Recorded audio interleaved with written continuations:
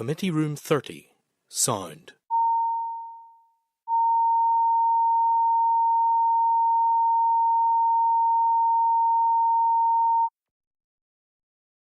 Committee Room 30, sound.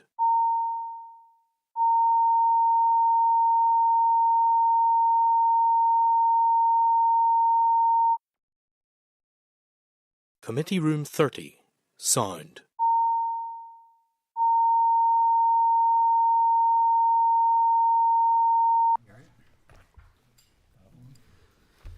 Okay, members, you're very welcome to the meeting of the Economy Committee. We're just waiting if there's anybody to enter the public gallery. This is 22nd. It was just in the meantime, just to remind you that this meeting is broadcast as a public session and you will be recorded and broadcast throughout Parliament buildings and online as well. Apologies, the Chair, Philip Brett. I don't think we have any other apologies. No. Yep. Okay. Declarations of interest. If anybody have any declarations of interest, if you let us know at the relevant point throughout the meeting. Chairperson's business. There is none. Draft minutes. So refer members to page 6 of their packs, where they will find a copy of the draft minutes of the meeting of 15th of May 2024. If those who were in attendance at the meeting are content that the draft minutes are an accurate and complete record of the committee's deliberations at its last meeting, if you could just signal your approval, please. Yep. Yeah. Okay, thank you.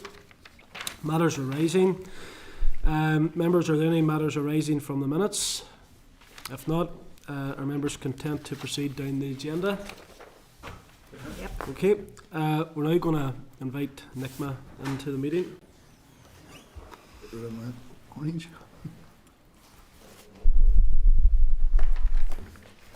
Good morning, members. The committee will now receive a written and oral evidence from the Northern Ireland Childminding Association, NICMA, on issues affecting the childcare sector. The clerk's cover note is at page 19. Also refer members to the briefing paper, the NICMA sector report, 2023 Employers for Childcare Survey report, and a number of other items as well you'll find in your packs. I just want to welcome Patricia Loosley-Mooney, the CBE and CEO of NICMA, and Andrea Knocker, Regional Development Manager of NICMA as well. You're both very, very welcome here to the committee today. I'm just going to offer the floor to yourselves to provide maybe a brief oral statement, and obviously we'll take questions then following that, okay? Over to yourselves. Thank you very much, Chair and the committee, on giving me the opportunity to make this presentation this morning. Many of you know a childcare strategy is long overdue, and I welcome the fact that the Executive is now making it one of its priorities. And we know that the Department of Education is taking the lead on the childcare strategy, but I believe there's a responsibility on a number of departments to be involved in that. And I know that the Department of the Economy has representation on the Interdepartmental Childcare Sustainability Task and Finish Group. But childcare needs to be on this department's radar continuously. Incorporating childcare as a key part of the economy is not just about supporting parents, but is a strategic investment in the future workforce, economy stability and social well-being. Governments, businesses and communities should prioritise childcare to ensure that sustainable economic growth, gender equality and the development of future generations. As the Chair has said, I know I've provided you with a briefing paper, but there's a few issues I'd like to address. NICMA was established in 1984 and is the only organisation in Northern Ireland that supports individuals into self-employment as registered childminders or approved home childcarers. We are the first point of contact by the trusts when someone declares an interest in becoming a registered childminder and approved home childcarer. We are then funded for our development and engagement officers to provide support from the start of the process to the final registration. We are also funded to provide mandatory training. Once registered, we provide further support through our membership package, which includes their public liability insurance. We create buddy groups, WhatsApp groups, and deliver a range of further information and training sessions. We also deliver support to non-members. In the last year, we've delivered 39 surveys to all registered childminders, capturing the data to deliver services, additional training and even lobbying. A registered childminder offers a home-from-home based childcare, caring for a maximum of 6 children a day. But as we've seen the change in working patterns, especially since COVID, they could have more children in their setting over a week. Whereas an approved home childcare provides the childcare in the child's home. NICMA has seen a decline of just over 50% of registered childminders over the last 19 years. So in 2005, there were 4,383 childminders. Today, we have 2,078. And there's many reasons for this. Originally, there was a big decline in 2012 in the introduction of minimum standards, and so that would be one of the issues. Approved home childcares, or a new type of childcare provision, was introduced into Northern Ireland approximately about 10 years ago. And they have decreased over the last number of years from 263 to 174. An approved home childcare would help, in particular, parents that have children with additional needs, or a larger number of children in a family. But even I think there's an opportunity for them to help parents who live in rural areas who don't always have the access to childminders that others would have. In the past year, we've seen 154 registered childminders leaving childminders, while we created 113 new ones. So as you can see, while we're trying to create new posts, there are more leaving the sector. So while we need to look at how we focus on bringing new registered childminders and approved home childcares into the sector, we need to also look at to see how we can retain those that are already there. Again, there's been a slight increase in the number of approved home childcares, and that is because we've conducted a number of new pilots. During the COVID pandemic, registered childminders provided 71% of childcare places, enabling key workers to continue to work while many alternative daycare settings closed and were able to furlough their staff. Home-based childcare has a twofold purpose. Firstly, it helps working parents, particularly mothers, the choice of a flexible childcare option, while approved home childcares offer invaluable support to families who have multiple children, a child with additional needs, or those who live in rural areas. Both give parents the opportunity to pursue employment or educational opportunities while ensuring their children receive quality home-based childcare. This support is essential for maintaining workforce participation, but promoting economic stability within families and reducing the risk of financial hardship. And secondly, childcare provided by registered childminders and approved home childcares is employment in itself, while also generating economic activity through the expenditure of funds on goods and services necessary for operating the childcare business. This includes spending on supplies, equipment, utilities, insurance and professional development. Additionally, the income earned by our registered childminders and approved home childcares circulates then within their local economy, supporting other businesses and services. The economic contribution of registered childminders and approved home childcares extends beyond the immediate impact on employment and spending. By supporting early childhood development and school readiness, these early caregivers lay the foundation for future economic success by fostering the skills, capabilities and potential of young children. This investment in human capital contributes to long-term economic growth, productivity and competitiveness. I'd like to share with you a few challenges that our registered childminders and approved home childcares face at the minute. So establishing and maintaining a childminding business involves significant initial investment in training, insurance, equipment, coupled with the potential fluctuations in income. NICMA is presently working with some of the councils through their labour market partnerships, creating childcare academies. And we have been then, through those academies, able to give start-up grants, and we've seen an increase then in the number of people coming forward. Working independently at home or in a child's own home can lead to feelings of isolation for registered childminders and approved home childcares, lacking the camaraderie and support found in a traditional workplace environment. So that's why it's important for us that we have funded development engagement officers who can work with all of our childminders and approved home childcares on a one-to-one basis or at the end of the phone, but also the reason why we created buddy groups and obviously since COVID, WhatsApp groups. Due to the demand of affordable childcare, there continues to be the growth and the competition from unregistered and unregulated childminders, particularly since COVID, We are working presently with the Department of Health on this issue to see how we can regulate this better. Lastly, for us, the extension is to the 22.5 free hours for the 3 to 4 year olds and the expansion of after school setting. This will have a huge negative impact on registered childminders in particular, because the way the criteria is set up, it automatically excludes them from being able to apply of that 22.5 free hours.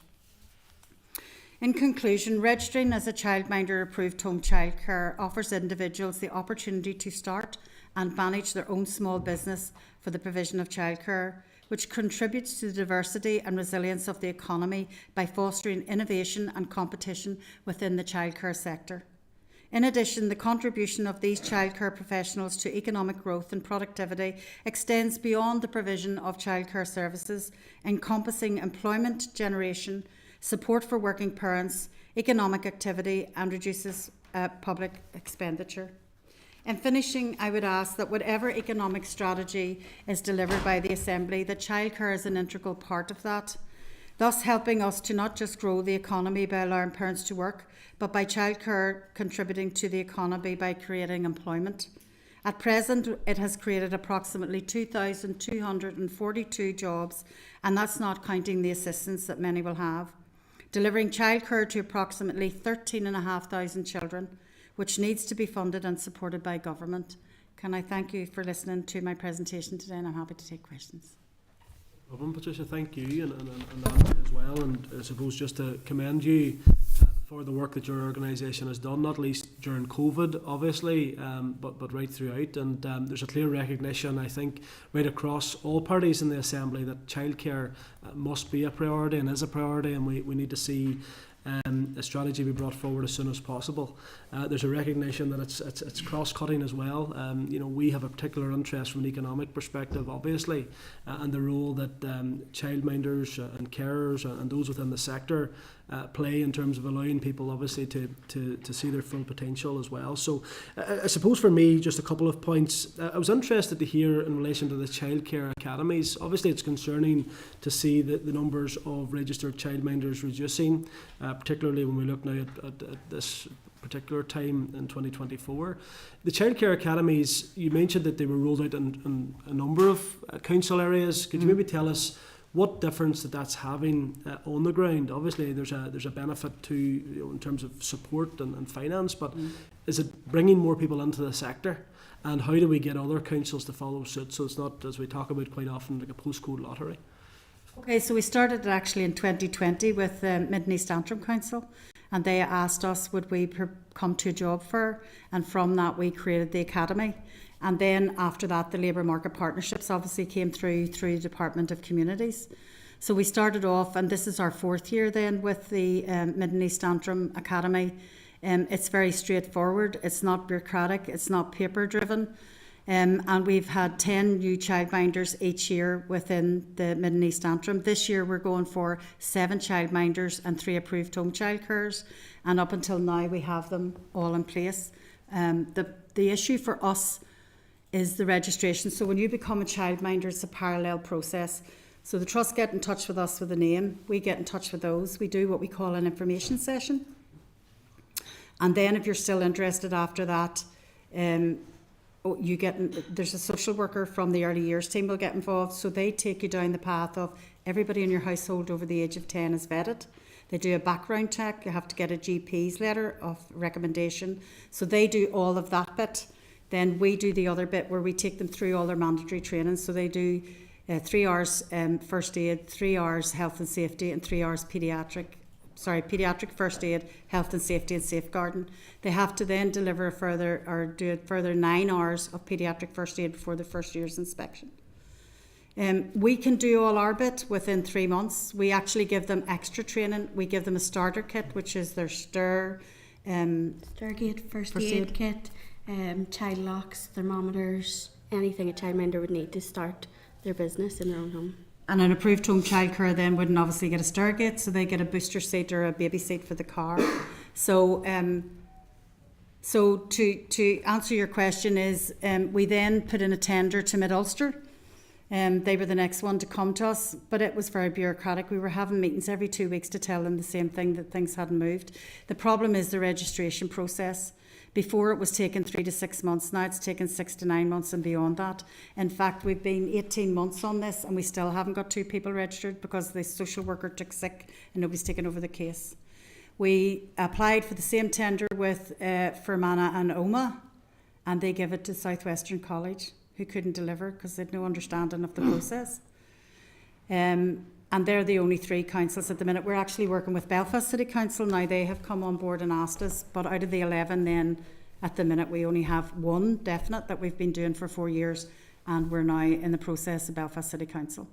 So It's quite interesting because, you know, when I was reading through your stuff, I can see it's a difficult balance because there's obviously parents want to ensure that all of the checks and balances are there and that their child, and that clearly you're advocating for that, and you clearly have a robust training programme. But on the other side, you know, there's probably evidence to suggest that it's putting people off actually coming into the sector, in the sense that, is it, you know, in terms of the length of the process.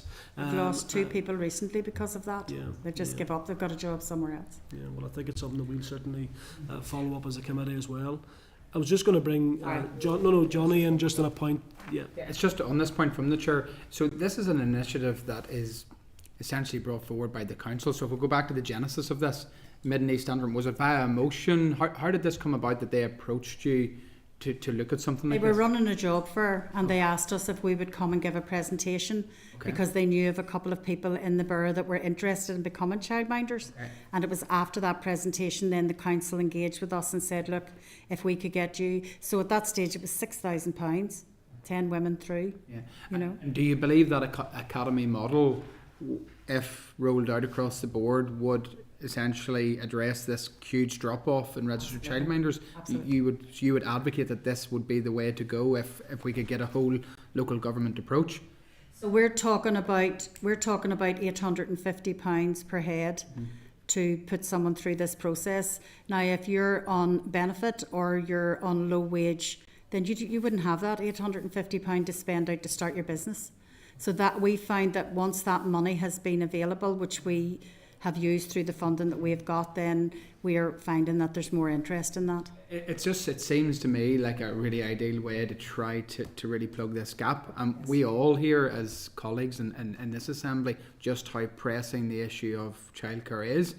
So I suppose I'm a bit stumped as to why the hold up here is essentially, I don't understand why other councils don't want to get on board quicker. And then also the Department of Health seems to be the hold up. Would that be a fair assessment of the checks and balances that are required on that side? We're not seeing the same urgency. No. That's. And I spoke to the Department of Health just the day before yesterday and raised this as an issue. But they're saying the problem is the amount of social workers that are under pressure right across the board. They couldn't ask to make prospective childminders a priority. But would it be right in saying that actually through this model of an academy, actually rather than a bit meal approach by social workers and registered childminders and those process coming up a bit meal, by an academy we have the potential to actually speed the process up because we're getting on block applications. So if you're going out with an academy, I suppose, is it a call every period? Or yes. Yeah. So our development engagement officers will be out at different events. And so they will go to an event and they will have leaflets and cards that they would give out to encourage people to come forward and take them through the process. Okay, no, thank you, Chair. No, that's fine. And just before we go to Mike, just in terms of recruitment, but in terms of retention, the particular challenge is, why are people leaving the sector? Could you just talk us through in terms of particularly those that you work with? I think there's a couple of issues. Sometimes women come into childminding because they have a child of their own. And so therefore they want to still work and have an income. So they become a registered childminder. But then when that child goes to post-primary, then they decide to enter back into the workforce. What I'm trying to do is to give them training during that time that they're with us, so that at least they'll move to another part of the sector. So they may go to a daycare setting, or they may go to a classroom assistant, or they may go somewhere else. But we keep that expertise within the sector. The other issue is, it's interesting that our childminders are an ageing population because, and we've only addressed it recently, they never had a pension. A lot of them are working into their 70s. And so then all of a sudden you get a huge number. So I met a childminder the other day who's been a childminder for 43 years. She's minding third generation children. She wanted to retire, and one of them said to her, please don't retire, I'm having a baby, just give me 2 years. And she decided to stay on. You know, so there's that in it as well. So they're an ageing population, and it's trying to get that younger generation in so that we can keep that service going. And I think particularly for approved home childcares, there's a great potential with regard to supporting families that have children with additional needs. Yes. And it's much easier for a child in its own home where it's more comfortable and its own surroundings for an approved home childcare than to mind the child. And it can mind the other children as well. So it makes it much easier, you know. Thank you for that. Mike? Chair, thank you. Good morning. Good morning, Mike. Appreciate your engagement with the committee. As we await the programme for government, I have a written answer from the Executive Office from the 2nd of May, which says the Executive are agreed on 7 priorities. Mm-hmm. Childcare is the first one mentioned, and it's not in alphabetical order, so you might assume it is of the 7 number 1, which is encouraging. Absolutely. Obviously, the impacts are potentially, in one sense, on helping the child have the best start in life, but also, as you've said, Patricia, economic benefits. So have you any data on the correlation between economic inactivity and the lack of accessible, affordable childcare?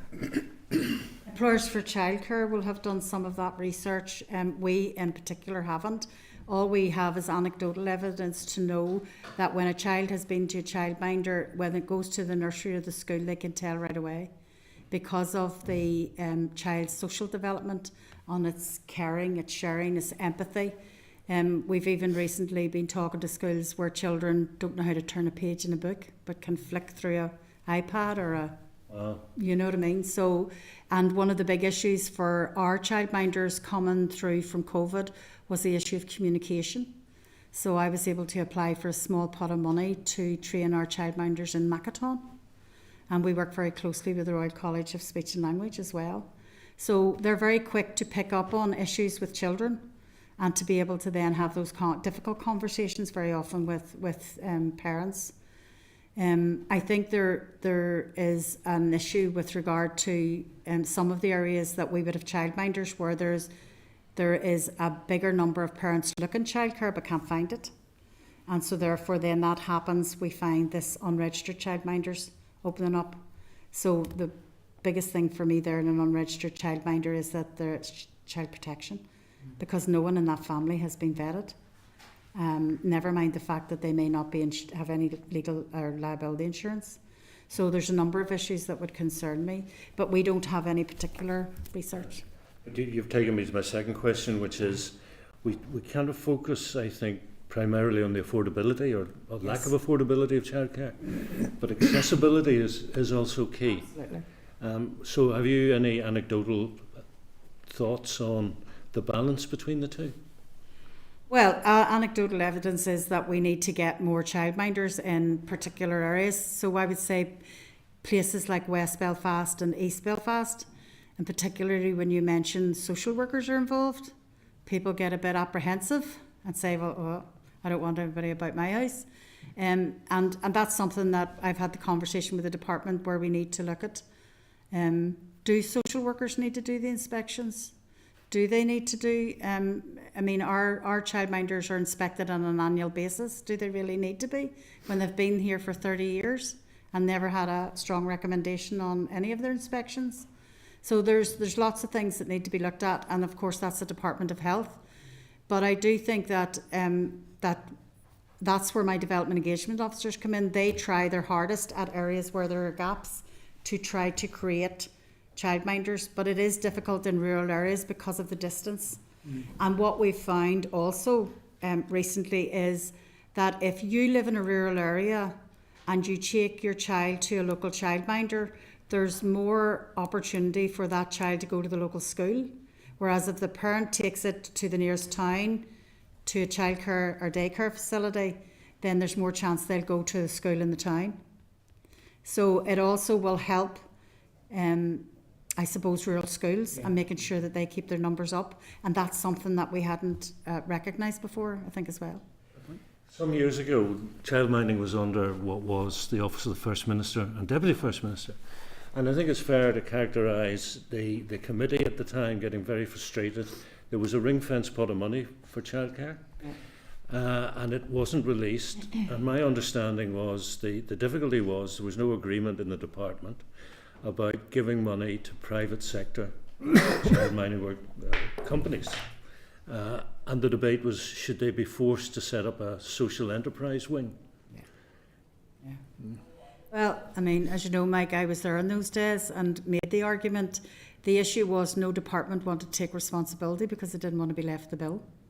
So that's why it's important for us that this is an executive project and that the money is made available, even though the Department of Education is taking the lead on the childcare strategy. Then I think there's a responsibility on all departments to be able to weigh in behind that to make sure that the money goes and is ring fenced.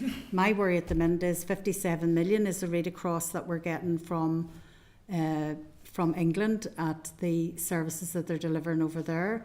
But that's a drop in the ocean when we look at the 400 million that they need to just put in the 22.5 free hours. Now, you could get me started on another one there. In other jurisdictions, the money follows the child. Yes. And so you can divide it between education and care. So in other jurisdictions, you could send a child to 12.5 free hours and then use the other 10 hours to pay your childminder or your daycare provision. So, but in Northern Ireland, because of the way that it's set up, the money automatically goes to EA. And so the huge amount of money that's needed for childcare at the minute will go into infrastructure. Because when you look at your small playgroups and others that have a morning session and an afternoon session, they don't have the infrastructure to create then 2 separate classes for 22.5 hours. But it's not just the physical infrastructure, it's the staff, it's the catering staff, the cleaners, the meals, all of that has to be taken into consideration, and that's where the huge costs come into. Just finally, if I may, I'm not sure if this is a practical thought, but there are clearly people who are economically inactive because they can't access affordable childcare. Yeah. Could we not train them up to be childminders? Could. Of course you could. And you get a win-win. Absolutely. Yeah. Okay. Absolutely. Thank you, Chair. But sorry, also I think what you have to look at is and we've worked with the job centres actually. They have come forward as well in Lurgan and Portadown direction, and they're saying, can we give some of these people taster sessions first, so that we give them the confidence that they feel that they could look after children. So we're looking at some innovative projects which I think are very good. Good, thanks for that. Sinead? Thank you, Patricia and Andrea, for your answer so far. I submitted a question recently to the Economy Minister regarding their engagement with the task and finishing force, and to date they haven't submitted any papers to that for the task and finish force. What would your recommendations be for the Minister in contributing to that task and finish force? What would your asks be? Well, my issue is I don't know what that task and finish group is doing. And my understanding is they're looking at how they can spend the first 25 million, I think. So I don't know what their priorities are in that. Is it going back to that whole issue of the 22.5 free hours? And are they looking at spending that money on infrastructure, at trying to be able to create that? I also think that parents need to understand that the 22.5 free hours is only for 3 to 4 year olds. Yeah. I think there were some parents who've just had babies said, great, once my baby's ready to go to childcare, I'm going to get 22.5 free hours. And I'm going, no, not till they're 3 or 4. And so I think and even though in England, when they're talking about now lowering that down to babies from 9 months, we have no process here in order to be able to do that at this stage. So I would think that if we ever get to that stage, it'll be way down the track. And just on that subject now about the 22.5 hours, you did mention in your briefing, that it would be detrimental to childminders, but can you expand a wee bit on that? That means if you're a parent and you have a 3 to 4 year old, you're going to get the 22.5 free hours somewhere else. You're not going to bring them to a childminder then. So childminders are going to lose a lot of 3 to 4 year olds. We've got the review of the minimum standards that's coming out soon, and we're arguing because our evidence in our surveys tell us that while we can up the ratios, the majority of childminders would prefer to have, so at the minute they can have 3 children under school age and 3 children over school age. They would like 4 children under school age and 2 over school age because the demand's there. Parents are saying, if I'm working from home, I can cope with my son or daughter for a couple of hours after school, but I can't cope and work with a toddler all day. So we need to look at how we can change that, and that's some of the stuff that we will be raising when it comes to the minimum standards. Yeah. So, and that, as I said to you, is some of the evidence that's coming through from our childminders, that there's a bigger demand for younger children, but they will lose out then when it comes to 3 or 4 year olds. I think all of us representatives here, you know, get that particular piece told us quite often. I was in Dunn Stores on Saturday and I had a woman approach me again about the ratios, and she was a childminder, and she is really concerned because she's splitting families up, because the children are going to 2 different childminders, and the pressure that the parents are under because of that. So the review of minimum standards has been delayed and delayed and delayed, and it's really having an impact, particularly on childminders. So whilst that's the Department of Health, it is having an impact on the economy as well. So, you know, from a committee's perspective, it's something that we probably should be encouraging the Minister to, you know, bring forward that review as soon as possible, and particularly around the ratios, to make them more realistic for families and for childminders to be more sustainable. So the other piece that I want you to talk about now is maybe training for the childminders. You know, the stability of core funding for that training going forward, because childminders need to feel that it's a career and that it's a valued career as well. So can you talk a wee bit about what would be the ideal situation around funding for training? So we get funding to deliver the mandatory training, but the childcare partnerships have a budget of 250,000 a year to deliver training. So they deliver all kinds of training on free. The problem is that we don't use that word free anymore. We say it's fully funded, because people think when it's free they don't make the same commitment. So what happens is then we have childminders. So childminders have to do refresher training every 3 years. We deliver that, but if you're getting it fully funded off the childcare partnership, you're not going to come to ours. But the problem is that then if they find out 2 days before there's only 3 people turning up to cancel it, and then we have an influx of people coming to us saying, look, I need this because my time limit's nearly up. But through our surveys, we found that we need different types of training. So Makaton was one of them. And the only place that I could get any funding for that was through Nationwide. £5,000, 50 childminders through Makaton training. Some of them have gone on to do their second level. We got money from Halifax to deliver with MenCap specific training on special educational needs.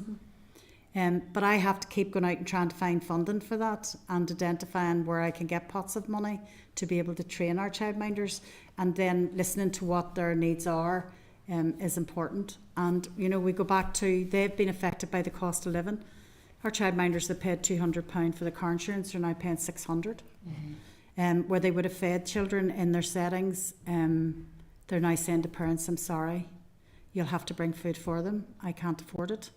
Their electricity has gone up like everybody's, and their heating, and they have no option. They can't turn it off for a few hours during the day because they have to keep a certain temperature in the house.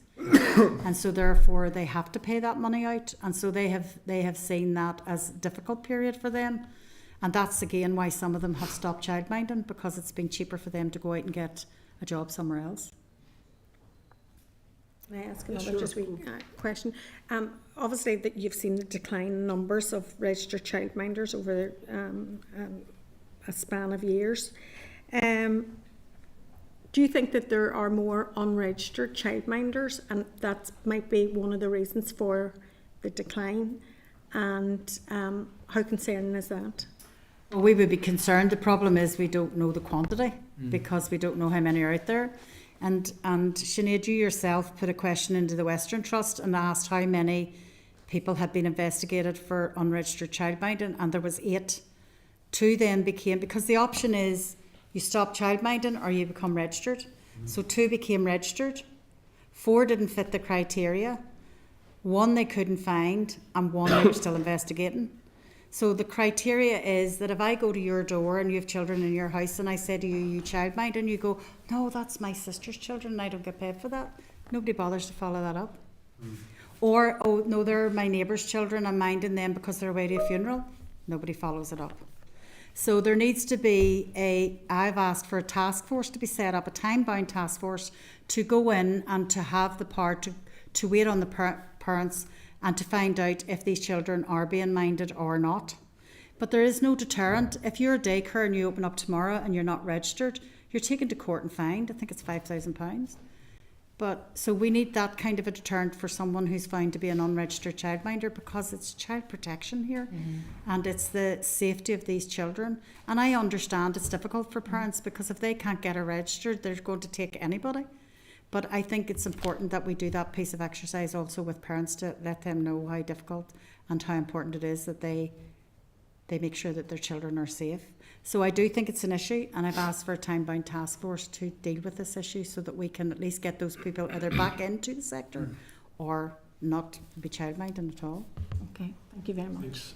Sinead, David? Shanice just read my notes, I think, and I was sharing them, so I was going to... But listen, thanks for coming, and really, really appreciate the what you do, actually, as well as coming in and seeing. I was reading through, and I made a load of notes. It's Shanice's read out. But I suppose the bit for me, and I have a preschool and nursery in our area that we've been dealing with, and one of the issues for their numbers are dropping. The numbers are dropping because there isn't enough childcare in the area. In a rural area, in Ballinderry, and because there's not enough childcare, they can't actually get to the schools. So that it's an issue not only in the towns but in those rural areas. So it is something that we need to help with. I suppose the other part of it is not viewing it as babysitting, but as a child development, and that's a different game. Whenever Johnny was asking there about the academy and stuff, just to pick a little bit on that, where if you're trying to attract somebody into a new job, into a new industry, if you like, a new career path, part of that is skills and part of that is training, and part of that, what does that academy model actually look like? Where does somebody go to do what are the time scales? What does that actually involve somebody to attract somebody in? Okay, so when we would promote the academies, we would say the first point of contact is to go to your trust to declare your interest that you would like to become, and then they automatically pass you to us. Okay. And so then our development officer for that area would then engage with that person and take them through the process. So they hold their hand the whole time. But if that's in the west, you were talking about our Middle East Antrim. So if you're outside of that area, what happens? Well, we will go to the different academies, or we'll go to the different events. The problem is the academy allows us, when we engage with that person, to say, if you stick with this is what we will give you. Okay. We can give you the starter kit, the startup grant. We can give you your membership to NICMA, which includes your public liability. We can give you the extra training. So while we give them the mandatory training, which we're funded for, we give them business training, and we give them special education needs training, or maybe Makaton training, whichever they prefer. But also, there's do we give them anything else? But the important part is that we hold their hand, so we make sure that they have all the paperwork in for social services. We get them ready for inspection as well, because that's a daunting experience for them. So we can go out to their homes, make sure that their baby locks are on all the drawers that should be on it, and stair gates up, and explain to them, this is what needs to be done. Make sure that cord blinds are tied up, everything, to put them at ease. So I think that's a big one for them. What's the time? It's the delay is the delay is the registration, because you have to be assigned a social worker. She's got to go do all the paperwork end of it, all the vetting, all the background checks, and then you need to get a letter from your GP. That has been an issue recently, because GPs are refusing. They're saying they have enough work to do. They're not, and in some cases they're charging people £100. Now, we've had this conversation with the department as well. We would recommend that that you still do that GP check for registered childminders and approved home childcares, because they are lone workers and you need that protection.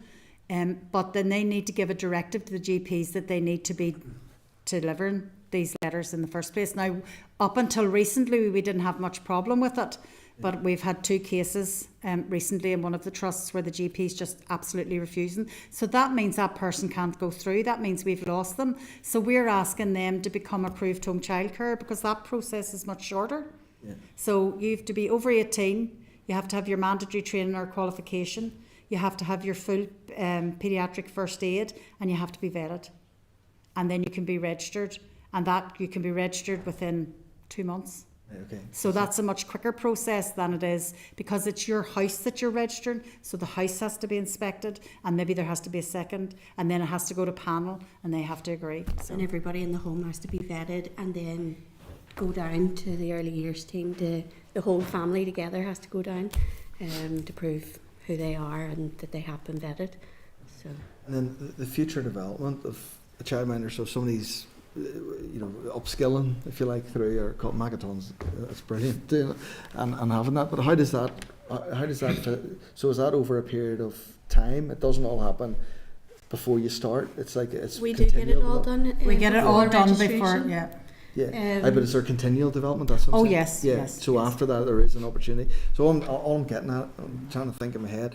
If I'm Joe, when you're reading the sort of salary levels, if you like, you're competing against the Tesco, Sainsbury's, and everybody else with no pressures. Yeah. So is that bit of, is there future development to allow a career progression, that there is a. As a NICMA member, they will be offered training throughout the whole year. So any bit of funding we get will go out to our members first before anybody else. So the SEN training pathways we get, so we do a lot of funding through pathways as well. So they'll be offered training throughout the whole year, as well as their support in anything that they require. But we would also tap into other organisations that have funding to deliver training. So for instance, another big one there recently was diabetes, and children having to receive insulin. And some childminders were wary of that. So after they did the training, then they felt a bit more comfortable. So it's also about tapping into what else is out there. So it's not always about trying to draw down funding. Yeah. And just it's finally for me, and Sinead picking this in, sort of the unregistered childcare that's out there. And I think you said about the fine, but what would you like to see? What sort of deterrent? I think you said about a fine, but is that the deterrent? Where does that?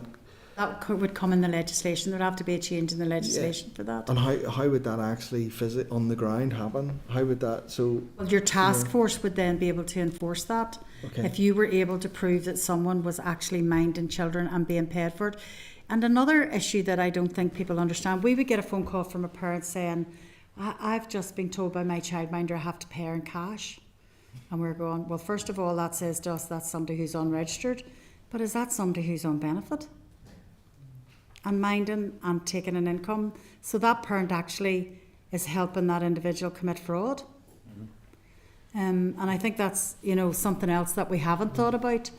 But it's certainly, and I know there are people out there who genuinely mind families' children or whatever, and they don't get paid anywhere near, and in some cases they don't get paid at all, and that's fine.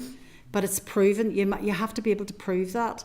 And if you have a parent coming up to pick a child at 5 o'clock, and it's actually paying that person to mind that child, then that needs to be reported, particularly if that person is not registered. And again, parents may not realise that childminders should be registered, so they may not ask for the certificate of registration when they're going to bring their children to them in the first place.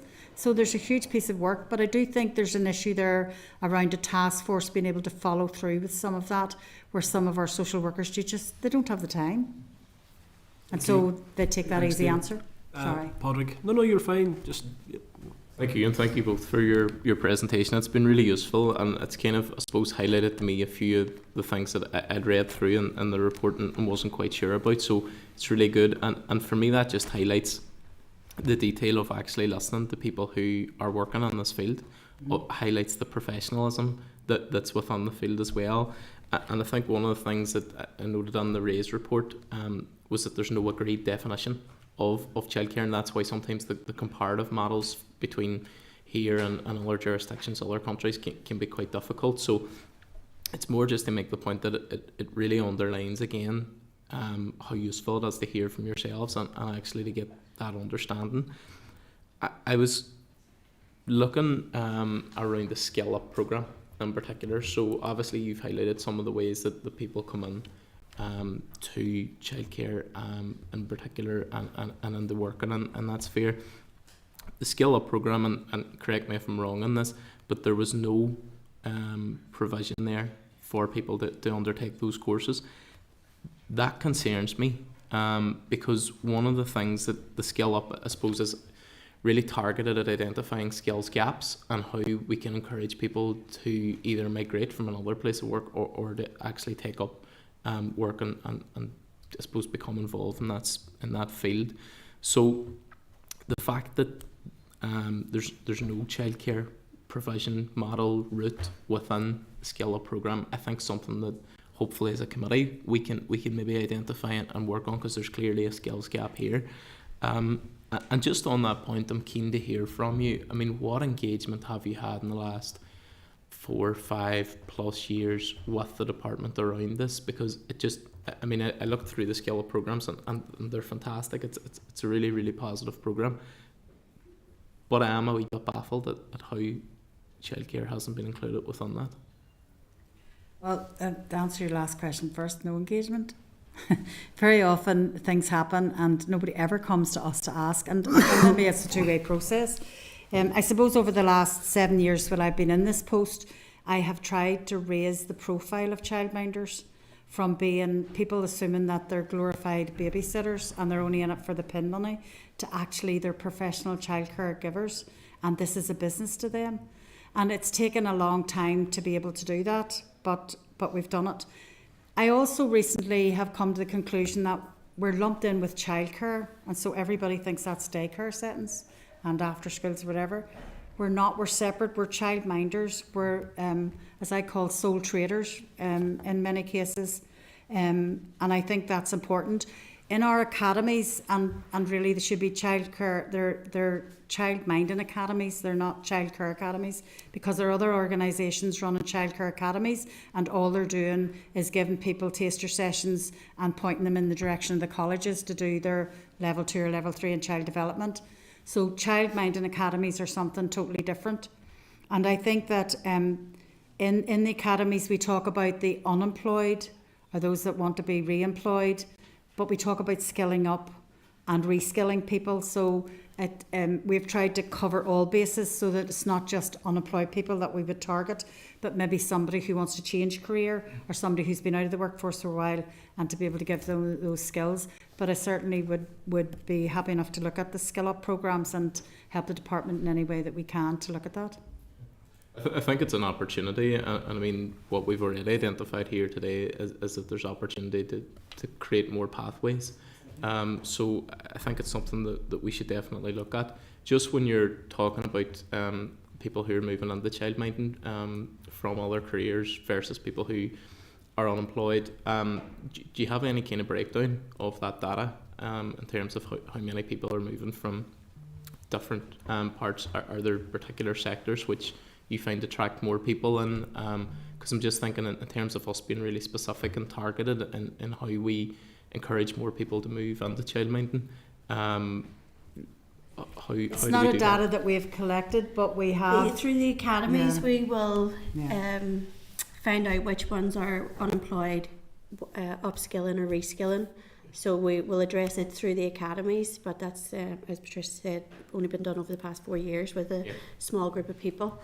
So yes, but it's something we can look into going forward. I'm happy to share. Even our childminders, if we go out with a survey within a week, there 400 or 500 people are coming back to you with a reply, so we can get information for you. We get a good result.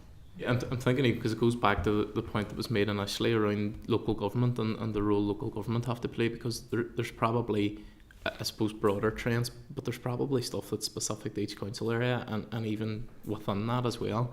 In certain sectors, like I'm even thinking of my own council area in Derry and Strabane, there's definitely people who are here and would love to take up those opportunities, and it's creating those pathways for them to do it. So I think what you're doing is fantastic, and it's a real opportunity for people. I was down at Oma Council, I'm not sure which one there, is it Fermanagh Oma Council now? It's not long since I've been here, but anyway, and I was down a while ago with them, and they're doing an amazing piece of work through their community section of the council, and they're actually mapping out where all the provision is and where the gaps are, and also how many people are unemployed in those areas. And is there that issue, as you said, Mike, can we encourage some of those people that are unemployed to actually become childminders? The hope was that if you had 8 women who would like to go out to work, one of them would actually become the childminder that would mind the other, or 6 or whatever it is. So from that perspective, I think there is the opportunity. So they're doing a very good piece of work, and it'll be interesting to see what the outcome of that is. Thank you very much. Thank you. Saoirse? Thank you, Chair. Hi, lovely to see you. How are you? Yeah, I mean, listen, thank you so much for being here today. What's really coming through, I suppose, in terms of the questions that you're getting is basically there's a lot of knowledge still to be learnt from policy and decision makers in terms of what is that you guys do and the critical role you play. One of the things that I'm really interested to understand is you've talked a lot about the LMPs, the labour market partnerships. Obviously, they're sitting within DFC, and we're clearly trying to look at things from an economic planning perspective. A lot of the issues that you've said today and evidence in terms of, and Sinead and I will know this from our all-party group and skills, is the issues around access NI, safeguarding, insurance for people travelling in a car if they have to do a pick up and drop off or whatever. Yep. Some of the stuff around unregistered childminders, the involvement of DOH, the involvement of social care, and all the knock-on impacts that those departments are having that then basically comes down the line to use. It's my strong belief that we need more cross-departmental working. And to be honest, the more I sit in this chair in this building, if it's committee or the chamber, honestly, the lack of cross-departmental will be the death of us, because, we cannot look at this through one lens. And for me, the biggest thing that I think we have to face is the fact that everybody's alluded to it already. This is critical development of children. It isn't, as you say, somebody getting pin money. I'm sure there's people in this room who don't even know what that means, but, it's that element of professionalisation. I think we need to have somebody calling it, whether it's a minister or whoever, and talking about priority job sectors. And I definitely think that this is one of those areas, whether it's childminding, whether it's childcare, early years, whatever. For me, I think there needs to be, and I know you're keen not to get lumped in, Patricia, and I totally appreciate that, but I think there does need to be some sort of conglomeration of basically people coming together to say, like, this is who we are, this is a united early years professionalisation development. And you've talked about the colleges, and sometimes that does work for you, other times it's maybe working against you a wee bit. How do you see that path to professionalisation of the sector and a prioritisation of the sector in terms of economic planning being reached? I just think, first of all, it's the recognition of the contribution that our childminders make and the difficulties that they face at times. I do think that as the only organisation in Northern Ireland, I'm struggling this year in a deficit because I've lost my core grant. I mean, I can bring in my money for my development officers, I can bring money in for training, I can bring money, but if there's nobody in the middle to manage all that, how is it going to survive? So I think funding for organisations, and considering that we're the only one, there's nobody else can do it.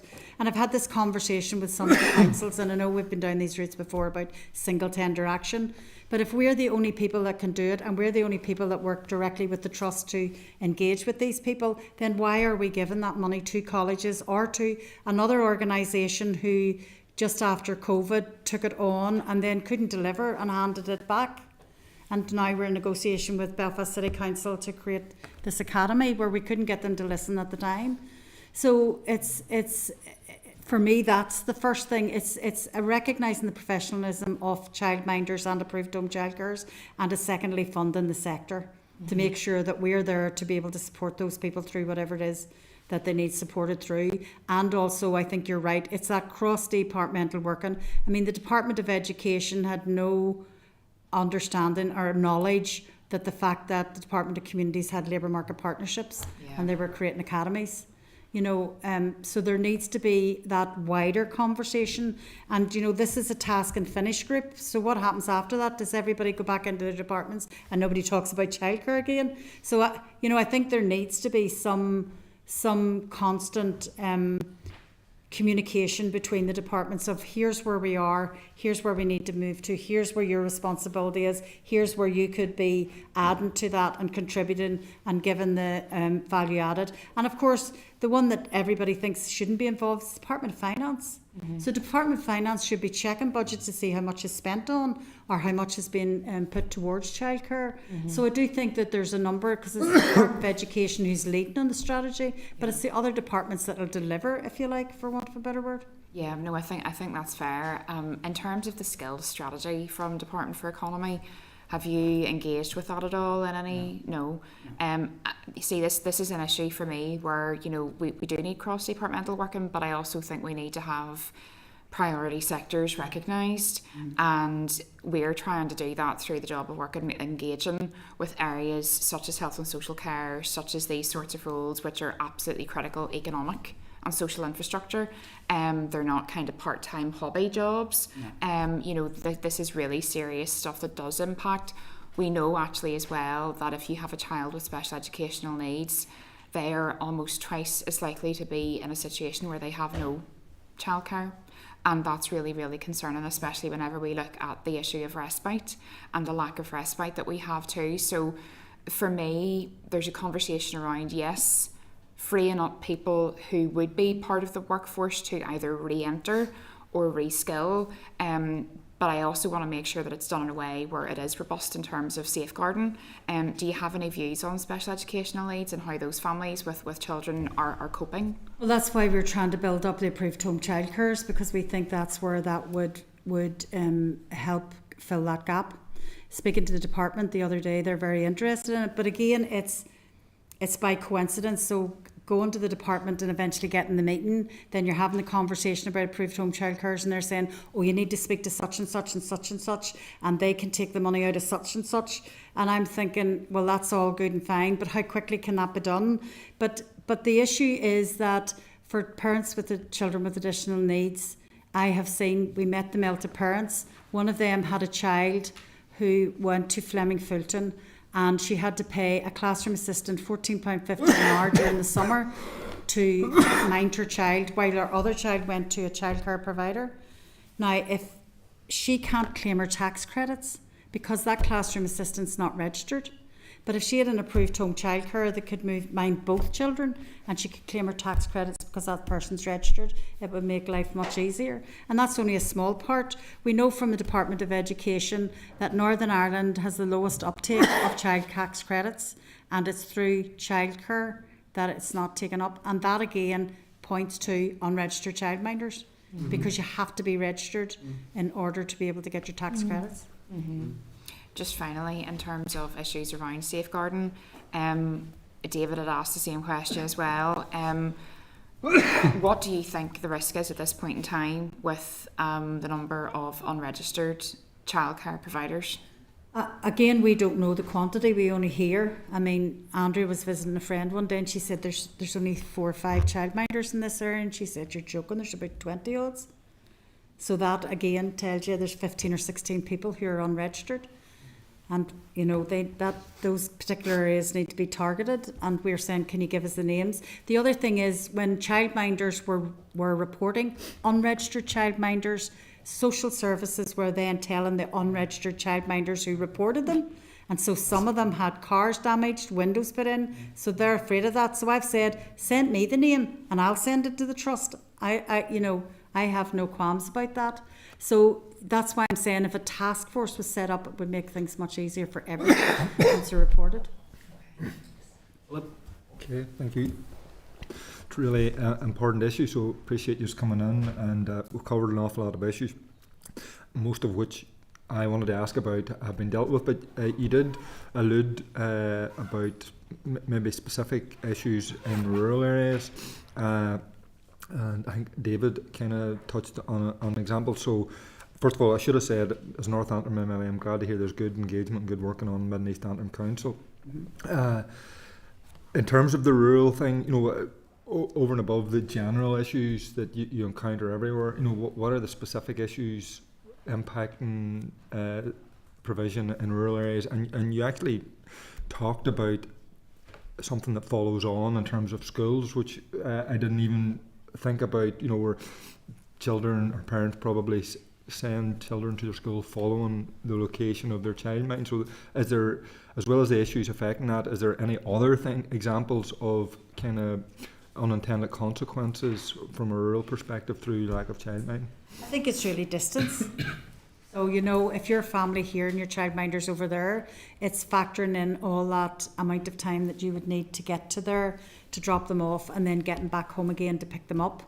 And so therefore you probably in an area, in an urban area where you could have 10 childminders, you might only have 4 in a rural area, and that's what I think makes a difference. The other issue is that when you bring on an assistant, then you're allowed 1 to 8, and there's a whole issue with planning then. You know, we've had childminders that have had to spend £1,000–1,500 just to be able to employ an assistant to have another extra 2 children.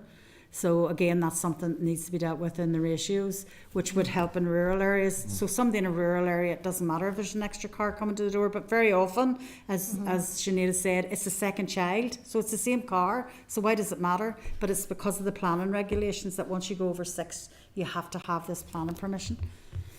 Good job, thank you.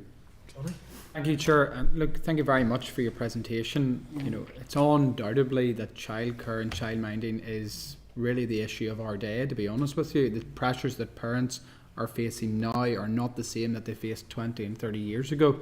And unfortunately, government has not kept pace with the huge pressure and demands that there is in the sphere of childcare and childminding. So it's a really timely intervention. As Mike has said, you know, it is up there in lights as the number one priority for government to deal with. And whilst I welcome that there is progress now, would seem underway, we are all fully aware that yes, there will be finance allocated to this to try to alleviate the pressures that parents are facing financially. But if we're being honest, there's other pressures. It's not going to be enough, and I think that's recognised across the board. So it's, and I know, having spoke to the Minister of Education, this is something that is a real burning issue for him, and will do what he can immediately to try and ensure that we get some relief to parents to enable them to access childcare, childminding, but also enable them to continue in the workplace. A big issue that's coming to my constituency of us, and I'm sure it's the same with other members, is parents that are weighing up work or stay at home with their kids. They're essentially working to pay for childcare costs. It doesn't make sense at all, and that's hugely regrettable, because for a lot of them, particularly young professional women that have worked hard, skilled themselves in their specific sector, and essentially having to let it all go because they can't afford childcare. So for us to get this right, it's so important. The rural availability is something that I think really we haven't touched on too much as an assembly, because whilst there is pressures on accessing childminders and childcare facilities in towns, it is much more acute in rural communities. And I would like to know probably how we can look at a structure, particularly through the councils. I think the Skills Academy really runs we increase the chances of trying to reach out into those harder communities in rural settings to ensure that they can come on board. And finally, if you could touch on this point, what has been the engagement with the private sector? So Mike touched on a very good point. You know, economically inactive, is that a target market that we're going to try and increase those that want to get involved in childminding and get registered? How do we target a campaign to get them in? Number one. Number two, if employers know that you know, they run the potential of losing these hugely qualified, capable young women to childcare costs and childminding. What contribution or what efforts are being made by the private sector to try and ensure that they can help ameliorate these concerns and ensure that these ladies stay within the sector? That's just my thoughts. Okay.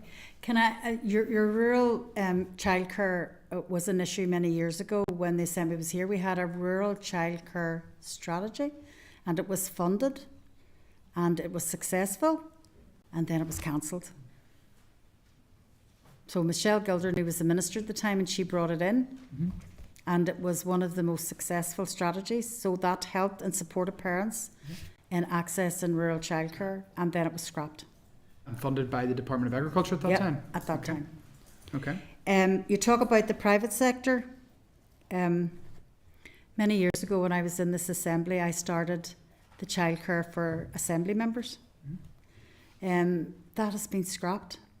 So when you ask a private sector person to look at how it supports their employees, they say, well, who can I benchmark against?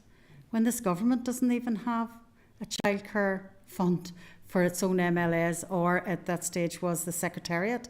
So I got, when I was here, £15 a week for my daughter who was over 3. If they were under 3, you got £30 a week. But that was taxed. So I got £10 a week towards my childcare, but it was a start.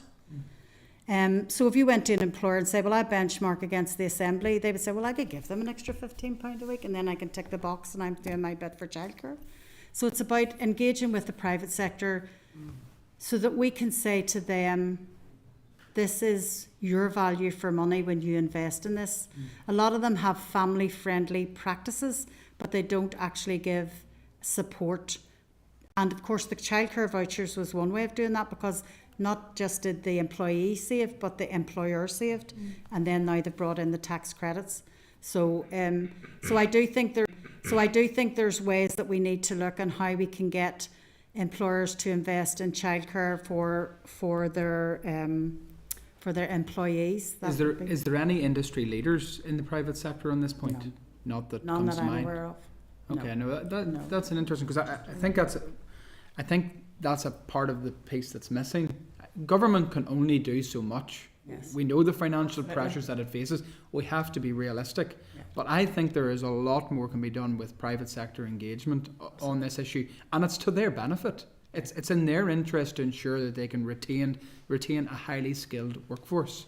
And the economically inactive statistics are not good in Northern Ireland, and I would love to see how we can target those communities, whether that's, you talk about in interaction with Jobs and Benefits Office locally, that's interesting. Is there other ways that we can target those to get them into the sector? I would be interested, it might be something that you can ask the Minister. 20 years ago, I sat on the Enterprise Trade and Investment Committee, and the Minister was giving us the unemployment figures at that time, but he reckoned that there was 6,000 women who didn't claim any kind of a benefit that were unemployed, and their biggest obstacle to employment was childcare. I wouldn't doubt that. It's probably got far worse. Finally, from me, look, I want to recognise the hard work that childminders and caregivers give right across the board. You know, they're quite often a go-to and a point of consideration in terms of family setups. They take in a lot of information that perhaps sometimes are missing from struggling parents. I would just say that there is an unlevel playing field, given what we know that there is a lot of unregistered childminders in the community. Hard to identify, hard to deal with, but they're there. And I would just say that I think probably the task force is an interesting concept, but the first point should be to try and encourage Absolutely. those that are unregistered to become registered before we go down the hard line of enforcement, because given where the numbers are, we essentially need those unregistered minders to become registered. Absolutely. So it's just a point of... Absolutely, and you will find that probably the majority of them have been registered, but because of COVID and everything that happened there, where they couldn't work, they didn't get any support, unlike the daycares that got be able to furlough the staff and everything else, a lot of them decided to go unregistered because at that stage key workers were people who worked in the emergency services and hospitals, but you still needed people who worked in the supermarkets and to deliver food and to do all of that, and they weren't seen as key workers, but they still had to get to work. So therefore I think that's where the growth of unregistered childminders actually happened. Okay, thank you very much. Well, So thank just you. as we draw to a close, there's two members indicated just in terms of quick points, if you don't mind, and then Sinead and then Mike, if that's okay.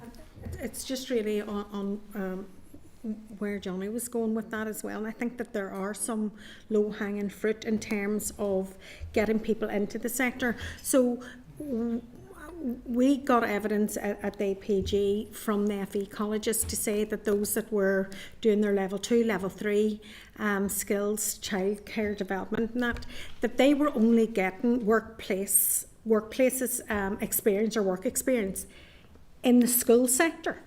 They were only coming out to go into the school sector as classroom assistants. So eventually, whenever they had their qualifications, that was the sector that they went in to work in, because that was their experience. So the childcare sector, in terms of childminders, daycare, etc., weren't getting fed these workplace experience and these new students. And I think that that's low-hanging fruit, that we should be able to open up access to the entire childcare sector from our FE colleges, and there is a problem there. Well, we did. I argued when I came into this job that there should be placements with childminders. Yes. The problem there is that we got over the hump with regard to the public liability insurance, but they were expecting then childminders to take on employers' liability insurance. Why would you? They're not employing them. They're there in a voluntary capacity and they're only there for a certain amount of time. Now, the department is looking at that. But also, if you have you cannot enter into the childcare sector until you're 18. But if you're still living at home at 19 or 20, your mother might not want you to be a registered childminder. But they're the people that we would like to encourage to become approved home childcarers, because they can work in somebody else's home. It's nearly what Jonathan was saying, where's the pipeline? But we're kind of closing the pipeline off by not giving them that experience within the sector itself. So I think it's something that could be looked at and lift some of the barriers. Yep. Mike, briefly. Have you any idea how long a GP should take to research and write that £100 letter? Probably a few minutes, because I'm sure he maybe hasn't seen that person in years, and he's simply looking at their medical records and saying, well, they've no mental health issues, no drug or alcohol issues, so they're fit for purpose. I don't want to be unfair to GPs, but it sounds a lot. Yeah. But I mean, it's just a letter to say that this person is a fit person to work with children. So obviously, if you've been involved in your GP, they'll know if you've had mental health issues or any other kind of issue. Thank you. Thank you, and Patricia and Andrea, obviously, given the level of engagement, you can see that that's something that very much interests MLA, so we genuinely want to thank you for your time. I hope that you feel that you've been given a voice today, that obviously we are concerned by what we're hearing, particularly within your sector, and there's a number of action points, no doubt, that we'll be following up, but I just want to encourage you, obviously, to keep doing what you're doing.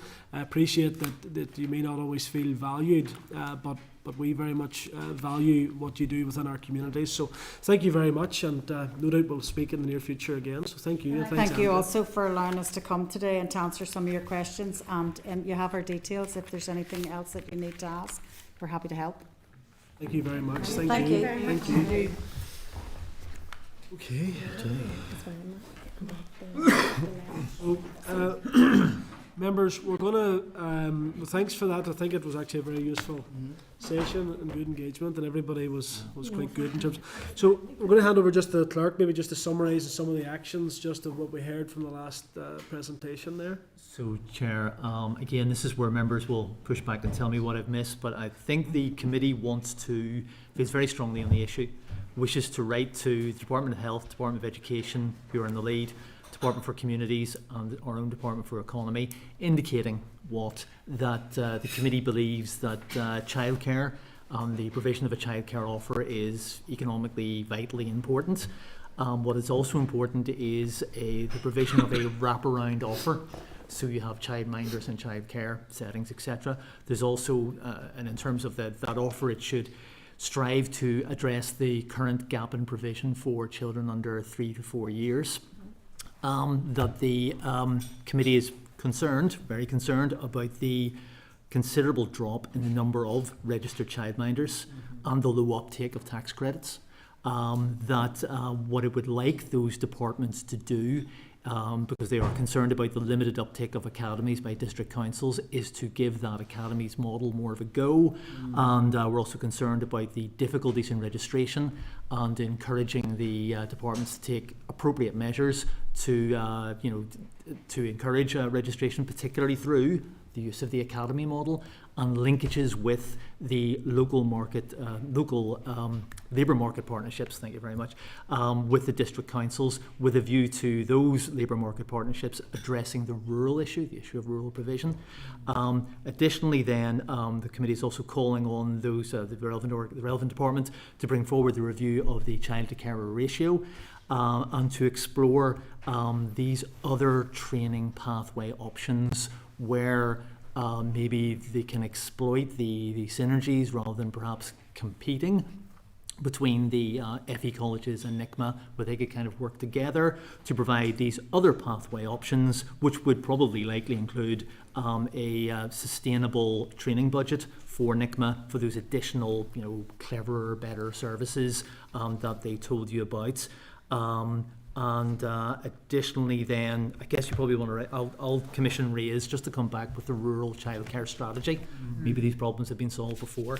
And also to write to NICMA seeking more information on their innovative labour market partnership projects and a bit more about the academy model. Yeah, Saoirse? Could I also suggest that we understand with the department about the role of the officials on the task and finish group, who they are, what they're doing, what the input's been, just to kind of get a feel for what that is. Yeah. So sorry, this is the task and finish group, which is this is about the childcare task and finish group? Yeah. Of course, yeah. Thanks. Okay, we'll do. So terms of reference, what they're all doing, okay, and timescales and stuff, of course. Yeah. Yeah, Sinead? I was more or less going to repeat what Saoirse said there, and just even ask the department what has their engagement been to date with that, and are they intending to submit any papers to that task and finish group? Sorry, is the department? This department, economy. Aren't they represented on the task and finish group? I thought they. Well, it was my understanding that There's the two minute. officials from the FE.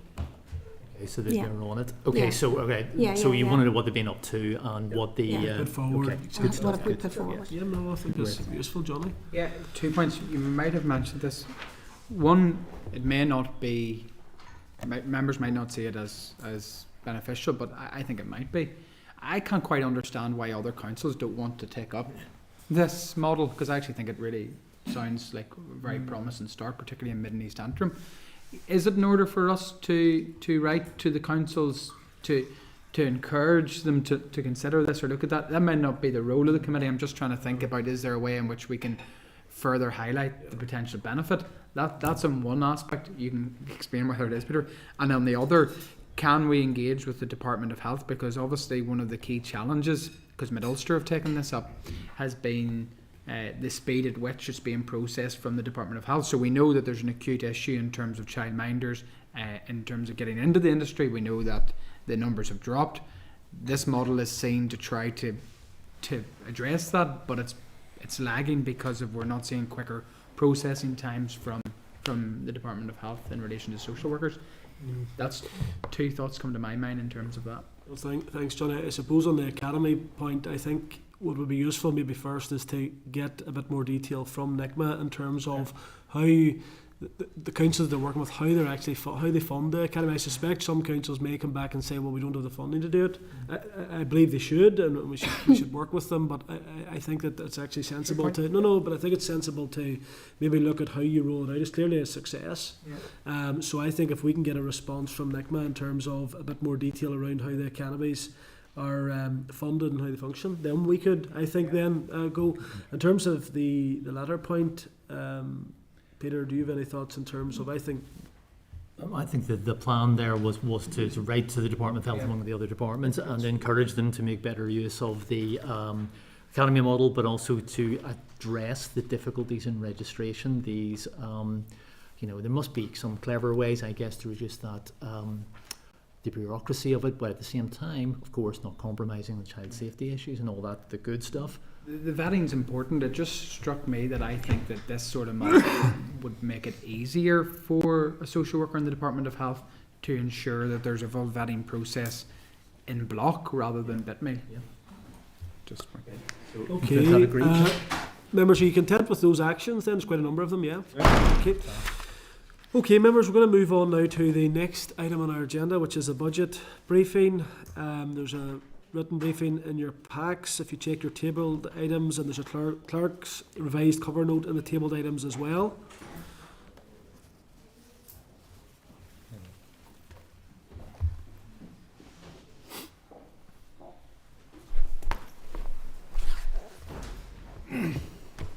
Okay, members, so I just want to take this opportunity to welcome Joanna Park, Head of Financial Management, Management Services and Regulation Group. Niamh McGarvey is Head of In-Year Budget Management, and Susan Butler is Head of Financial Planning. Apologies, my eyesight's struggling to see the side. So thank you all very much for taking the time to come in and to brief us. Obviously, we're very much interested in what you have to say. So we're just going to maybe open with yourselves. And Joanna, taking a lead, I'm sure, in terms of the oral briefing, and then we will come back then with questions, no doubt, from members as well. So over to yourselves. Thank you, Chair. As you've said, I'm joined by my colleagues Susan Butler and Niamh McGarvey to brief members on the Department for the Economy's budget allocation for 24-25. As outlined in my briefing paper, the Executive allocated $766.5 million non-ring-fenced resource DEL and $221.9 million capital DEL to the Department for 24-25. Turning first to the resource DEL settlement, the $766.5 million non-ring-fenced resource DEL allocation is made up of $742 million carried forward in the opening baseline, plus additional funding of $24.5 million, of which $19 million is for a general allocation, $4.1 million is additional earmarked funding for the Graduate Entry Medical School at Magee, and $1.4 million is earmarked to meet the departmental match funding requirements for Peace Plus. The £24.5 million of additional funding is some £53 million less than the £78 million of bids submitted to the Department of Finance as part of the information gathering exercise. However, it is an increase on our 23-24 position, and our Minister has pledged to work constructively within this allocation to maximise what can be delivered by the Department and its partner organisations. The budget process started under Minister Murphy and now continues under Minister Hargey is focused on delivering across the 4 priorities of our economic vision. To maximise the allocation and provide scope for slippage across programmes, changes in demand profiles and staff vacancies, the Minister has approved an opening overcommitment of £14 million. This means the budget to be allocated out to business areas and our partner organisations is £14 million higher than the funding provided by the Executive. This will be monitored closely throughout the year, but taking this decision now allows the Department and its partner organisations to plan at the start of the year rather than receive ad hoc funding during the year as other programme areas underspend. As you are aware from my paper, whilst draft allocations have been made to business areas and our partner organisations, these remain subject to a quality screening. With 16 partner organisations and 4 universities, the majority of the DFE budget flows to these organisations. The largest allocation is to our 6 FE colleges, who receive £233 million, 30% of the Department's total resource budget. Whilst this is £6 million less than the £239 million they received last year, it should be sufficient for the colleges to meet their ongoing costs due to the recurrent efficiency savings delivered to date, coupled with savings from their voluntary exit scheme. With the exception of Invest NI, the draft budget proposes increases to partnership organisations' baselines to fund the impact of the 24-25 pay and pension increases. However, when excluding one-off allocations provided in the last financial year, our partner organisations have received draft allocations broadly in line with their final allocations last year. This is obviously far from ideal as costs continue to rise. In line with the Minister's priorities, funding has been allocated to meet the current shortfall in our apprenticeship programme, support the expansion of McGee, and increase the baselines of both Tourism Ireland and Intertrade to ensure compliance with the funding ratios. Whilst we aim to maximise the allocation we have received for 24-25, unfortunately not everything could be funded. Invest NI's circa £3 million pay pressure remains unfunded. The additional funding provided to higher education student hardship last year could not be repeated in the initial allocations, and the £7.5 million gap in the higher education teaching grant created by the Secretary of State's previous budget remains. Furthermore, additional funding requested by Tourism Ireland, NI Screen and Tourism Northern Ireland to provide vital support to tourism and screen sectors could not be provided as part of draft allocations. With 12 million still to be allocated, the Minister will consider these along with proposals for a potential skills fund as part of final budget considerations. Turning to capital, the Department was allocated £221.9 million, made up of a general allocation of £204 million, £11 million earmarked for city and growth deals, 2.7 for inclusive future funds, and 4.3 earmarked for complementary funding projects. Whilst the initial budget for city and growth deals is 29 million less than the amount requested, it is anticipated the Treasury will allocate that later in the year. As outlined in my briefing paper, the draft capital allocations to business areas and arm's length bodies totals almost £233 million. This is based on the general allocation of 204 plus £16 million of capital receipts and an opening over commitment of £13 million. Therefore, with the exception of higher education, most bids are able to be funded with inside the draft allocation.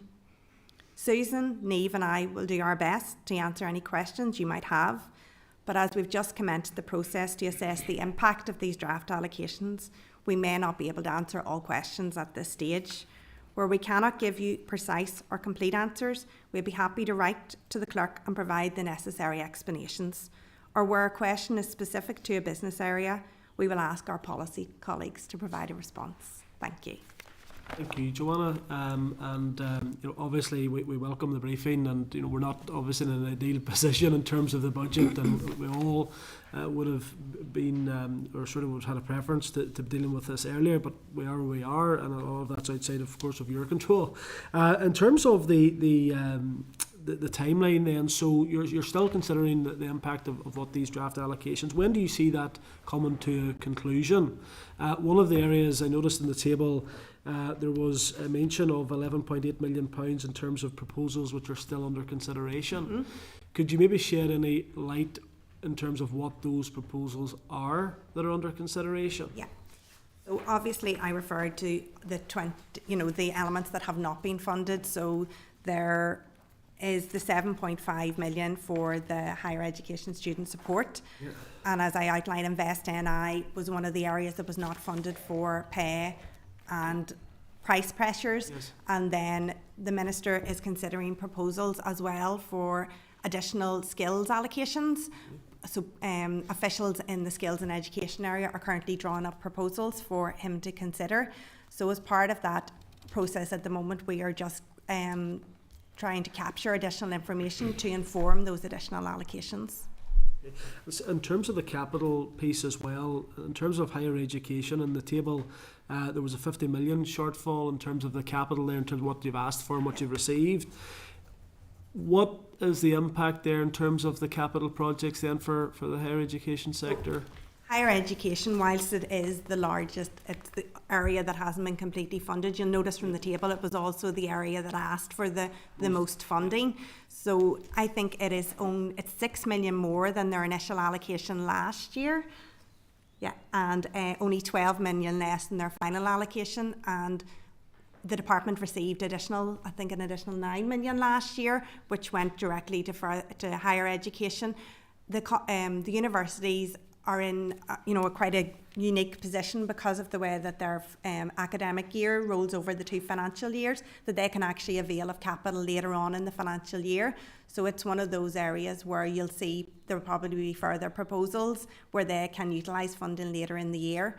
So the allocation that they have currently got will fully fund their baseline research projects, their postgraduates, and there's some allocations for some of the smaller universities that don't obviously have the same flexibility as the larger ones. And in terms of the 14 million overcommitment, obviously to me that seems very unusual. Certainly when I asked others, it seems an unusual thing to do. I can understand in terms of providing certainty for various organisations and groups, and no doubt they will be glad of that. I suppose you must be very confident then that the £14 million is going to come at some point in the near future. Would that be fair to say?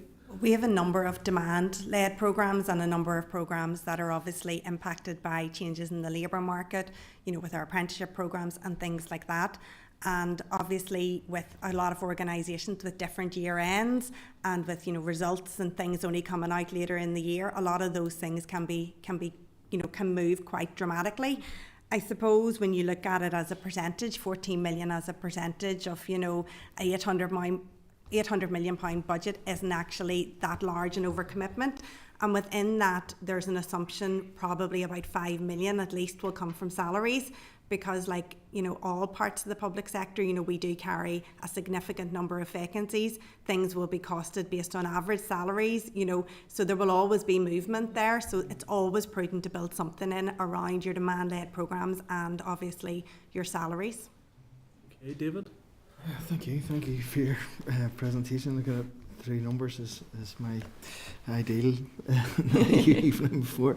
Listen, I'm interested just in a couple of figures within it. Intertrade Ireland is we need the dual market access. We need to exploit that. The Minister announced the other day more jobs, yet it's less allocation to Intertrade Ireland. So how are they supposed to deliver that employment, those new jobs, if there's less money going into it? Intertrade Ireland have received the full allocation that they asked as part of their business plan.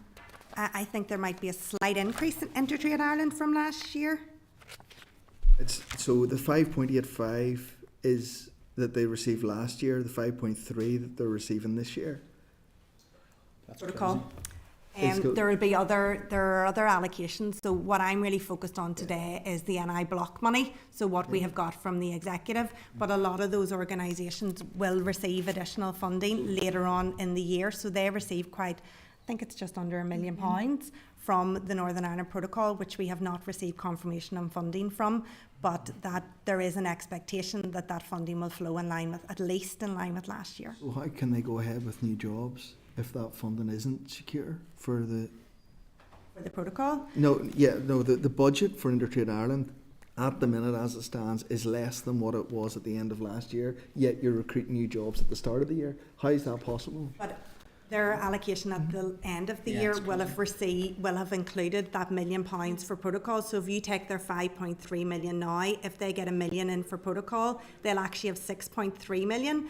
And everybody is operating on the assumption that the protocol money will flow. We know will come. They're just waiting. Treasury are only doing their budget process now, so a lot of things will be processed through the June monitoring. So we've already received notification of NIO money that's to come. The only thing that's outstanding at the moment is actually the protocol, and we're just waiting on confirmation of the amount. It's going ahead without. They will.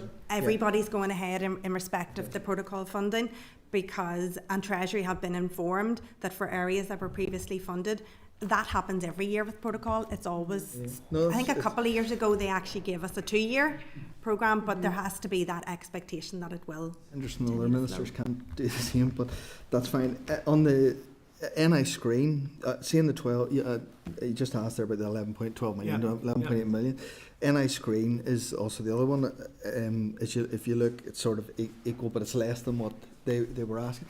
What is the return if that 12? The return for NI screen is massive to the economy.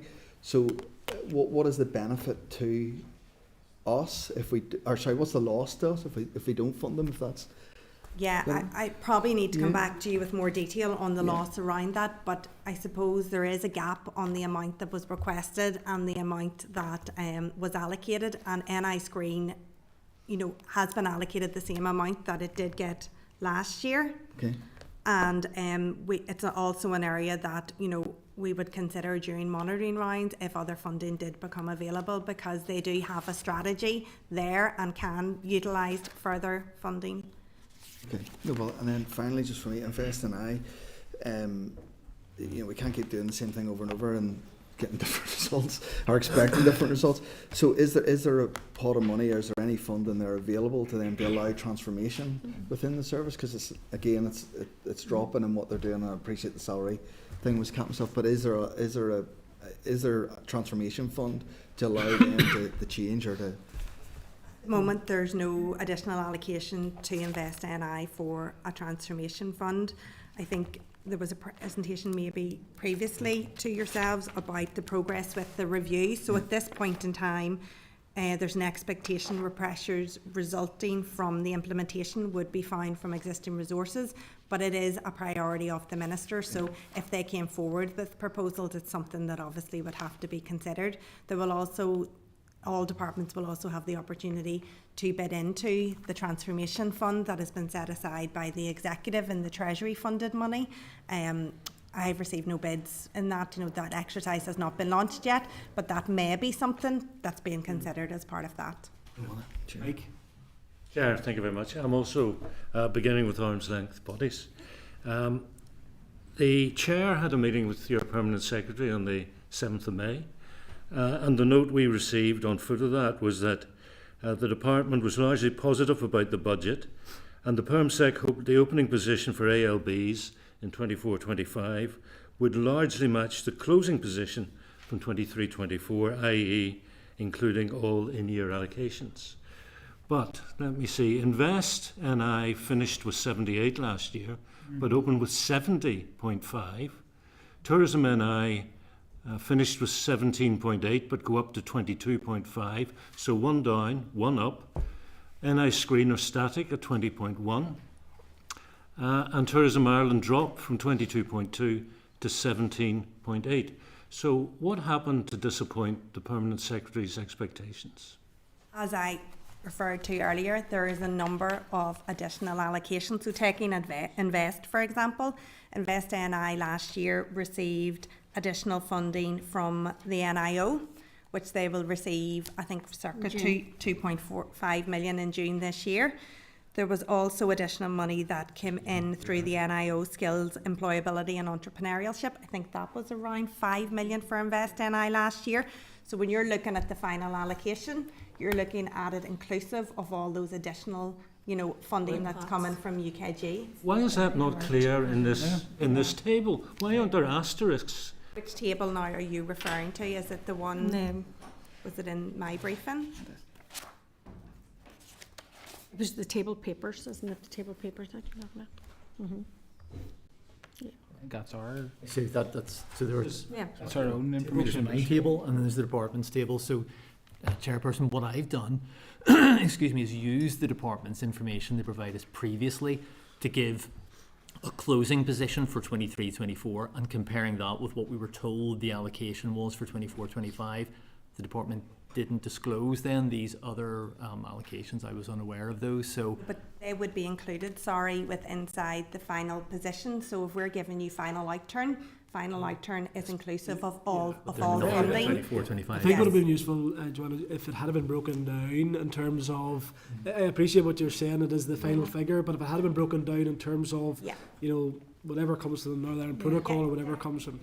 We weren't, I suppose, when I provided, if it's the paper and final outturn or where Peter got that from, I don't know where that was lifted from, so I suppose maybe even Peter, maybe going forward, if we maybe liaise on that and we can put asterisks around that, but I'm happy to provide a table that will actually set that out, because for our own, I'm looking at it obviously from the baseline block funding, and then we have all of those pots which are really, and this is all the management and making the management of the budget, more difficult. In terms of our ability to scrutinise, which is a duty that we have, it would be easier if you were to supply disaggregated information in future. Sorry, So but also, see the figures that I have provided. There has been Yes. none of that funding has actually been confirmed yet. We haven't actually received that allocation. so you're proceeding at risk? But the allocations just haven't been provided. We have received confirmation, but we haven't been allocated the budget. So the budget we can report on can only be the budget that we've already been given by the executive. That would meet my definition of proceeding at risk. Do you disagree? We received confirmation. DOF have received confirmation from Treasury it's coming. So Okay, let's see that. Also on arm's length bodies, I previously asked for return on investment, which the department spectacularly failed to provide. So let's look at it another way. How do you measure value for money from arm's length bodies? I know that from the last time I was here that a request was put in respect of the return on investment for arm's length bodies. And obviously that varies, depending on the arm's length body and their objectives. But really that would be for the policy area that's dealing with that request to provide that. And I think maybe we've for the written to the economists. department in those terms. Yeah. So finally, if I may, Chair, from me, I'm just looking at the budget document published by the Minister for Finance, and the chapter for the Department for the Economy begins with the economic vision, the 4 key areas. Number 1 is good jobs. How can you invest in something like good jobs when it doesn't have a definition? Again, as part of the economic vision, the Minister did provide something around the good jobs, but again, that would be something that I wouldn't be placed to answer at this, but it would be better for maybe the policy officials that are leading on the economic vision to provide that. Sorry. Thanks, Mike. Johnny? Thanks, Chair, and thank you very much for coming to committee this morning. I suppose probably this is an argument now that this place is increasingly taking part in, as opposed to what was a draft allocation or opening allocation compared to closing position, and it's very misleading actually. And I'm not just talking about the Department of Economy, I mean right across the board. This committee and indeed the Assembly needs to compare like with like if we're to really delve into what's going on behind the scenes. So David Honeyford had mentioned his concern around Intertrade Ireland dropping slightly in relation to the draft allocation compared to the closing position. More worrying for me is actually our own Intertrade Northern Ireland, our own Invest Northern Ireland and their position, given it's a considerable drop. What was Intertrade or Invest NI's original draft allocation in 23-24? Their final budget for 23-24, excluding all of the alternative funding sources, was 71.5 million. So, but what? That was the closing. What was it? What was the draft allocation for 23-24? Or the Start of the financial year? Yeah.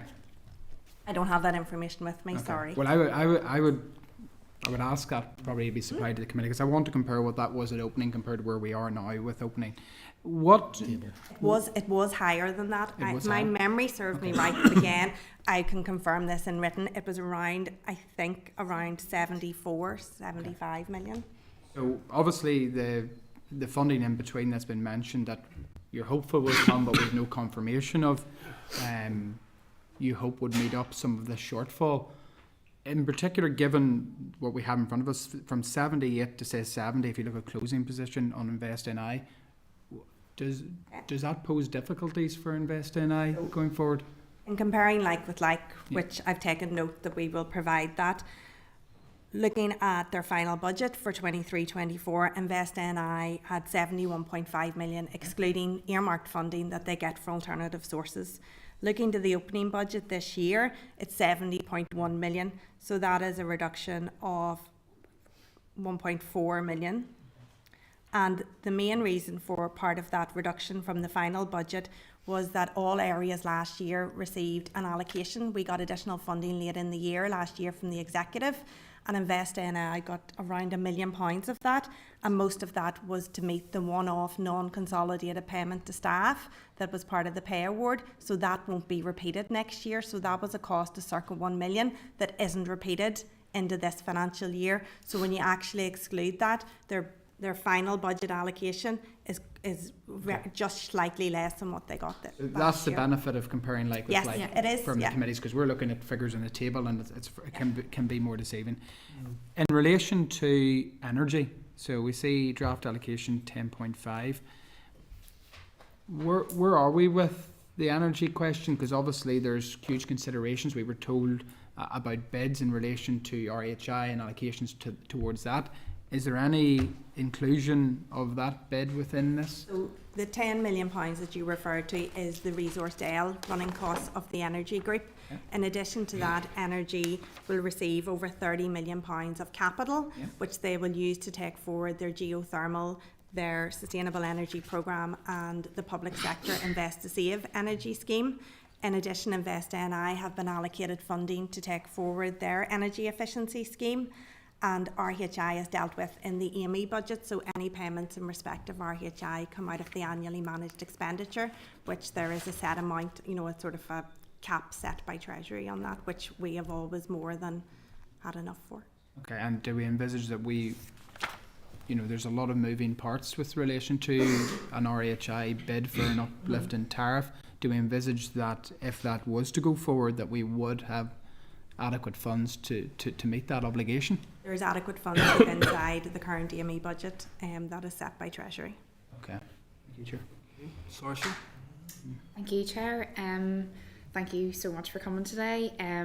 I think obviously just to reflect comments from other colleagues, it is quite opaque in terms of trying to understand just from a lay person's perspective some of this, but just on a bit of a different question for a minute. We hear all the time about inescapable pressures in terms of a budgetary context.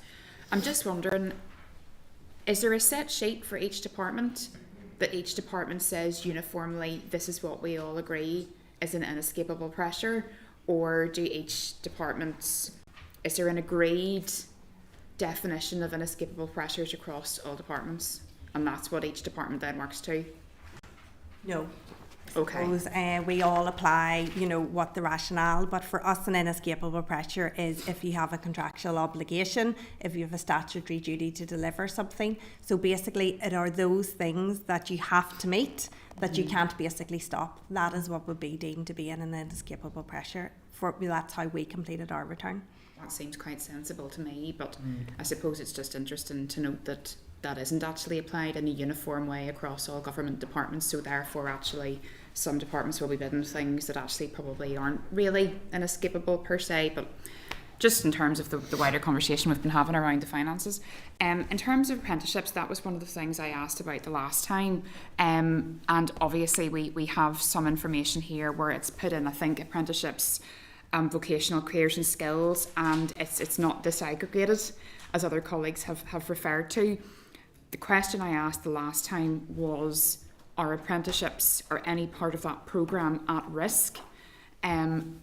What's your opinion on that now, given the funded envelope? This financial year, apprenticeships and skills for life and work, which is our entry level, have received an additional 17 million as part of the draft budget allocations, and that is enough to currently maintain those provisions. But obviously, they're very much linked to the labour market and their demand-led schemes.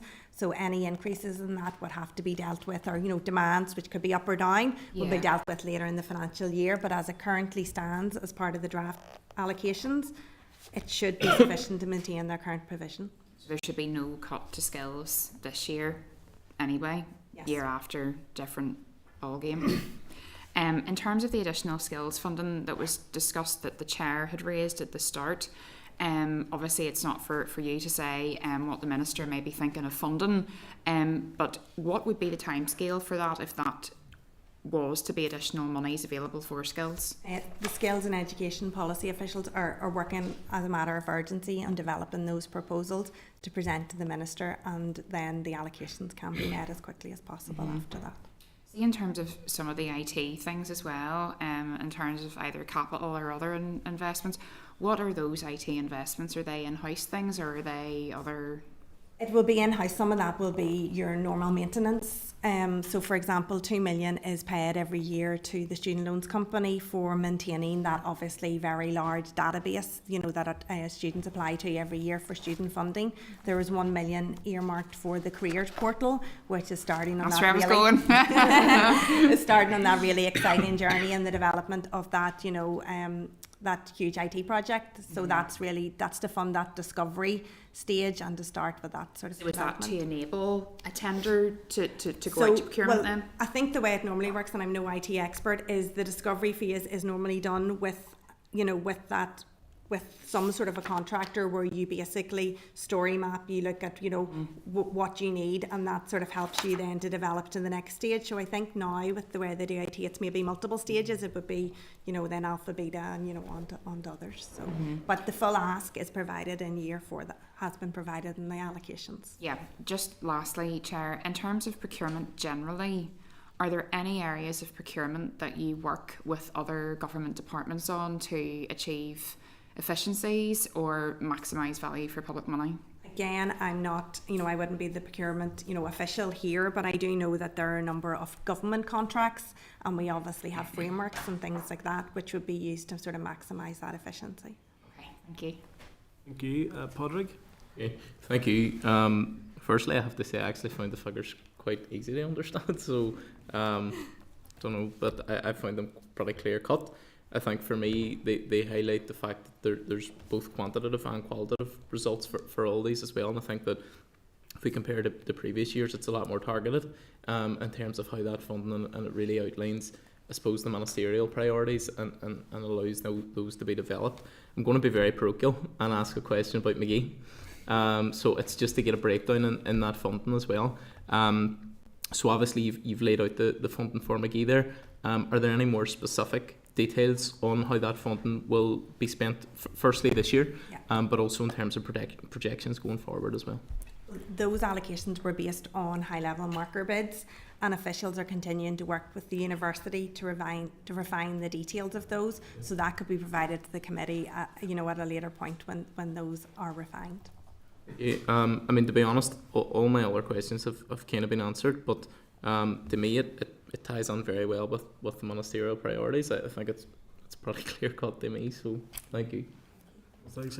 I suppose in terms of clear cut, what we're asking for is the starting position for 23-24, just so we have a better benchmark, but also in terms of the detail, because for me, and Mike used the word at risk, and I would share that word, because for me, when I look at that, I don't see where the other funding sources are from. We have no guarantee that those are coming, whilst there may be private conversations been had or assurances. We don't know. So that in terms of the detail, as I say, we see the figures, but we don't have the detail to compare with the opening position from last year. And obviously the clerk had kindly provided the closing position, but the opening position would be particularly useful. Sinead? Okay. I just want to ask about the initial allocation for city deals. In page 11, you talk about as an interim allocation, and it's anticipated of further 29.4 million to be allocated later in the year to bring it up to the funding requested.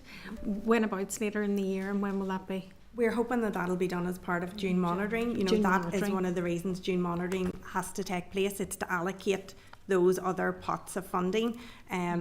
So, that's what DOF, and I think the Minister of Finance said in her paper as well, that she anticipates that to come probably in June monitoring. Right, okay. And then just quickly on McGee as well, obviously a task force has been set up, and there's been assurances given by the Minister that, when they bring forward a report and the way forward, that there will be money allocated to that. Obviously, that's not this money, it's not 4.1 because it's capital. So where in the budget would that money be? 4.1 million of resource has been allocated, and there's almost 15 million of capital that has been allocated as well. Will that be 24-25 budget? 24-25 budget. No, I mean the task force when it brings forward its report and how do you the expansion, and will there be money in this budget to bring steps forward for that task force to move on with, or will that be in next year's budget? would probably be next year and future year budgets. You know, obviously if it's to be a major construction project, you know, and things like that, they will form part of, you know, future year budgets. But there is, as I said, that pot of money that has been set aside, which will probably, I'm sure there will be consultation with the task force in respect of that as well. And the 4.1, okay, thanks. Mike? When Mr. Buckley asked you about RHI, you indicated there's a ring-fenced amount of money every year from AMI, annual managed expenditure, which is more than sufficient for RHI. What happens to the surplus? AMI budgets, by their very nature, are annually managed, but there will be a limit on certain things that they will measure the amount. So, say based on an English scheme, on the English scheme, so you can't. So the envelope of funding with which Northern Ireland can then spend within is maxed to a certain amount, but they're demand-led schemes. That's why they're done in an annually managed. So it just remains with Treasury if it's not spent. So the reality is you can access a percentage of that AMI money for the RHI scheme and the rest you cannot access. As far as I know, the money is for renewables, so it's set at renewables. It's not designated solely for RHI, but again, I would need to confirm that with energy officials.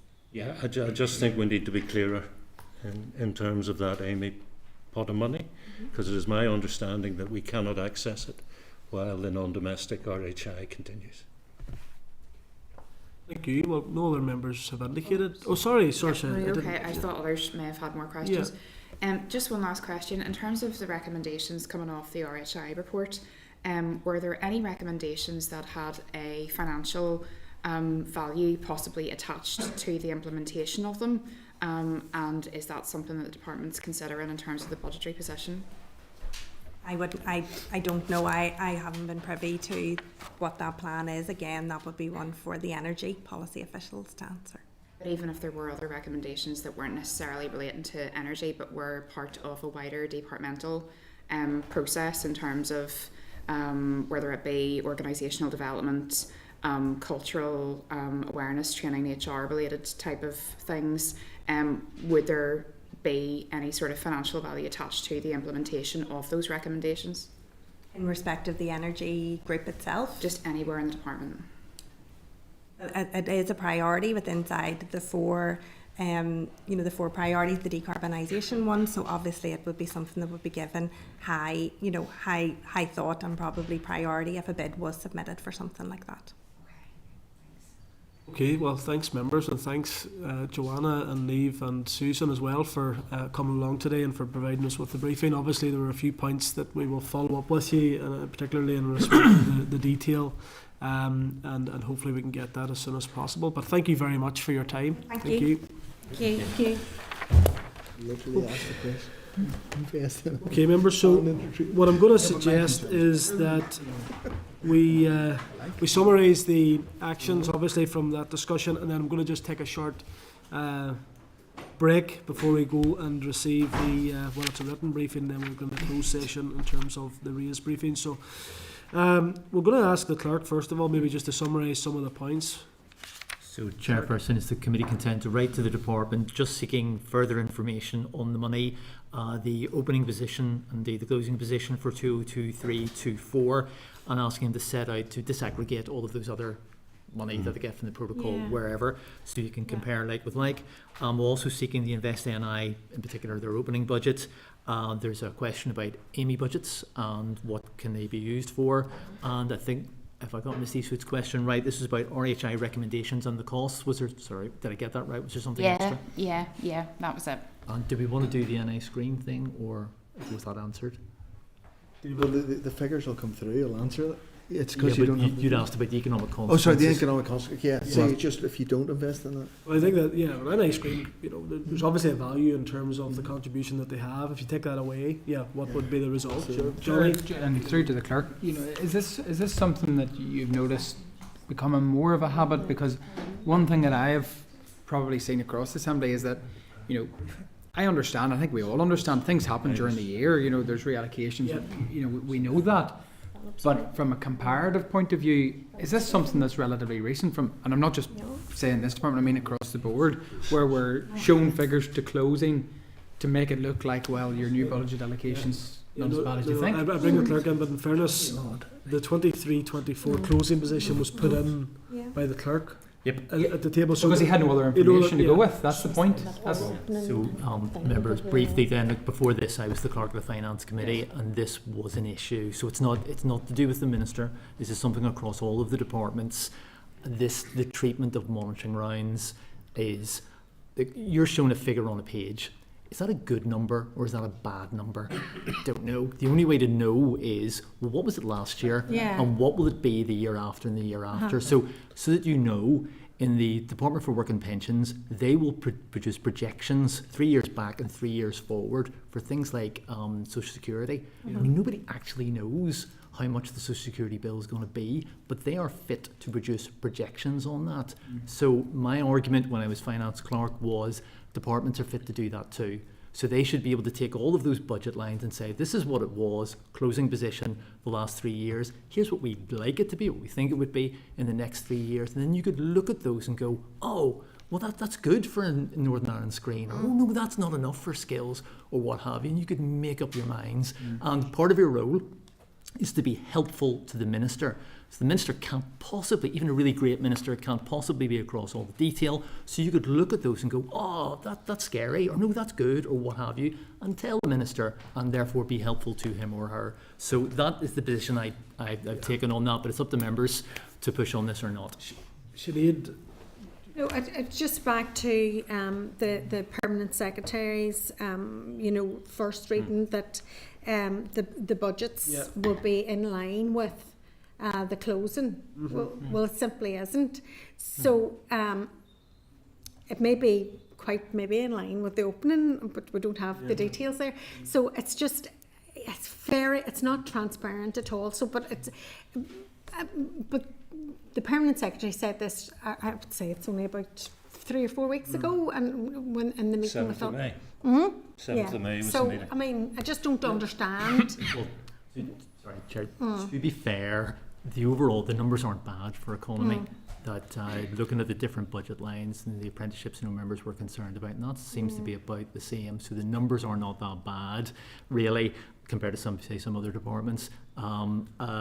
So that I can understand why he said what he did, but they just haven't. This is what they do. Whenever you think how much easier it would have been if the clerk had not included that table, and they would have thrown a bunch of numbers at you, and you just would have gone, oh, that seems okay or not okay. But by making a fool of myself in front of the members, what I've done is, but this is what I did as finance clerk as well, is that we keep pushing on the department, provide us more and more detail. I'll get it wrong, you'll say you're an idiot, and then we'll ask the department for more information, and that's a positive process. I think in terms of... Don't take it personally, Peter. In terms of we have the closing position. The difficulty being is that because we don't have the money from the outside sources, that is the issue, and that is something that we do not control. We can control. Well, the minister can control her budget allocation for her department. The outside sources, we need to see sight of what those outside sources are and whether or not that is matched with what was last year, because we don't know. We actually don't know if that's the case. We've had assurances that may be the case. Mike and then Patrick. It's still the fact, Chair, that the note, the permanent secretary on the 7th of May told our chair that the opening would match the closing from last year. And it doesn't, with the exception of Screen NI. So even if there's more money coming in year, the opening doesn't match the closing. I think we should write to him on that point, possibly, if members are in agreement. So tourism NI's up. Tourism Ireland's down. Patrick? Can we get the clarification around McGee, around that fund? Very much so, absolutely. That McGee was raised. So our members happy enough then that, as I say, those couple of points, our members agreed that we write to the permanent secretary just to ask in terms of a point of clarification. Obviously, I personally wasn't at that meeting, but we have a note which was... it hasn't been contested. Yeah, so I think we should ask just in terms of clarification whether or not that still stands. Sure, can I take my leave now? You can indeed, Jeanette, and we're just going to take a few minutes break actually before we go on to the next item. So we'll take 5 minutes. Okay, thanks. Committee Room 30, sound.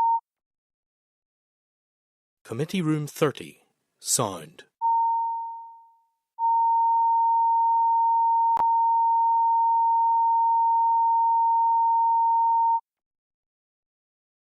Committee Room 30. Sound.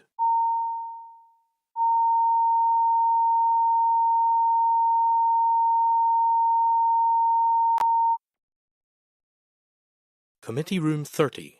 Sound.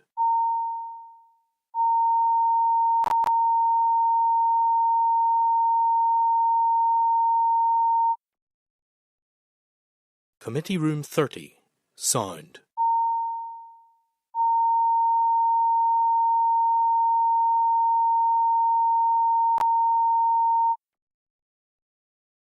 Committee Room 30.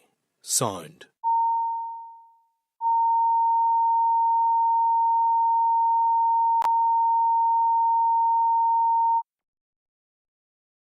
Committee Room 30. Sound.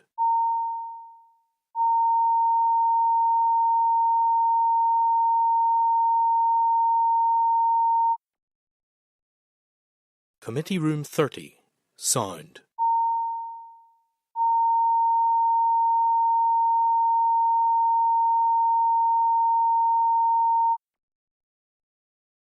Committee Room 30.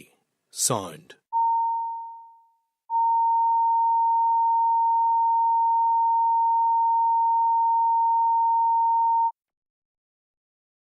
Committee Room 30. Sound.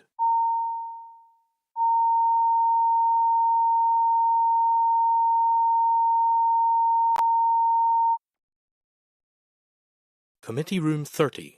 Sound.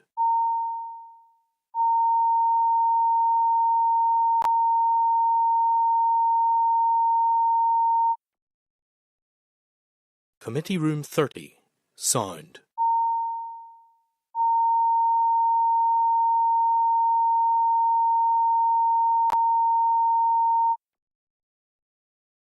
Committee Room 30.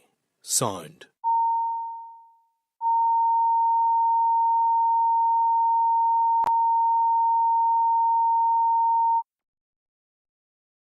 Committee Room 30. Sound.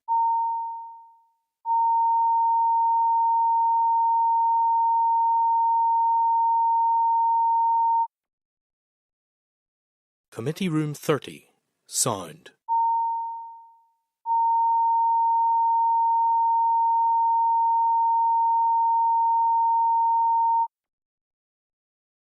Committee Room 30. Sound.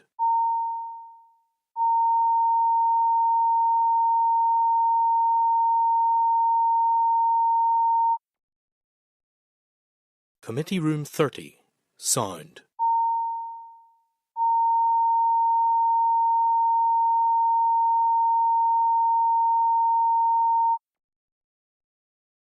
Committee Room 30. Sound.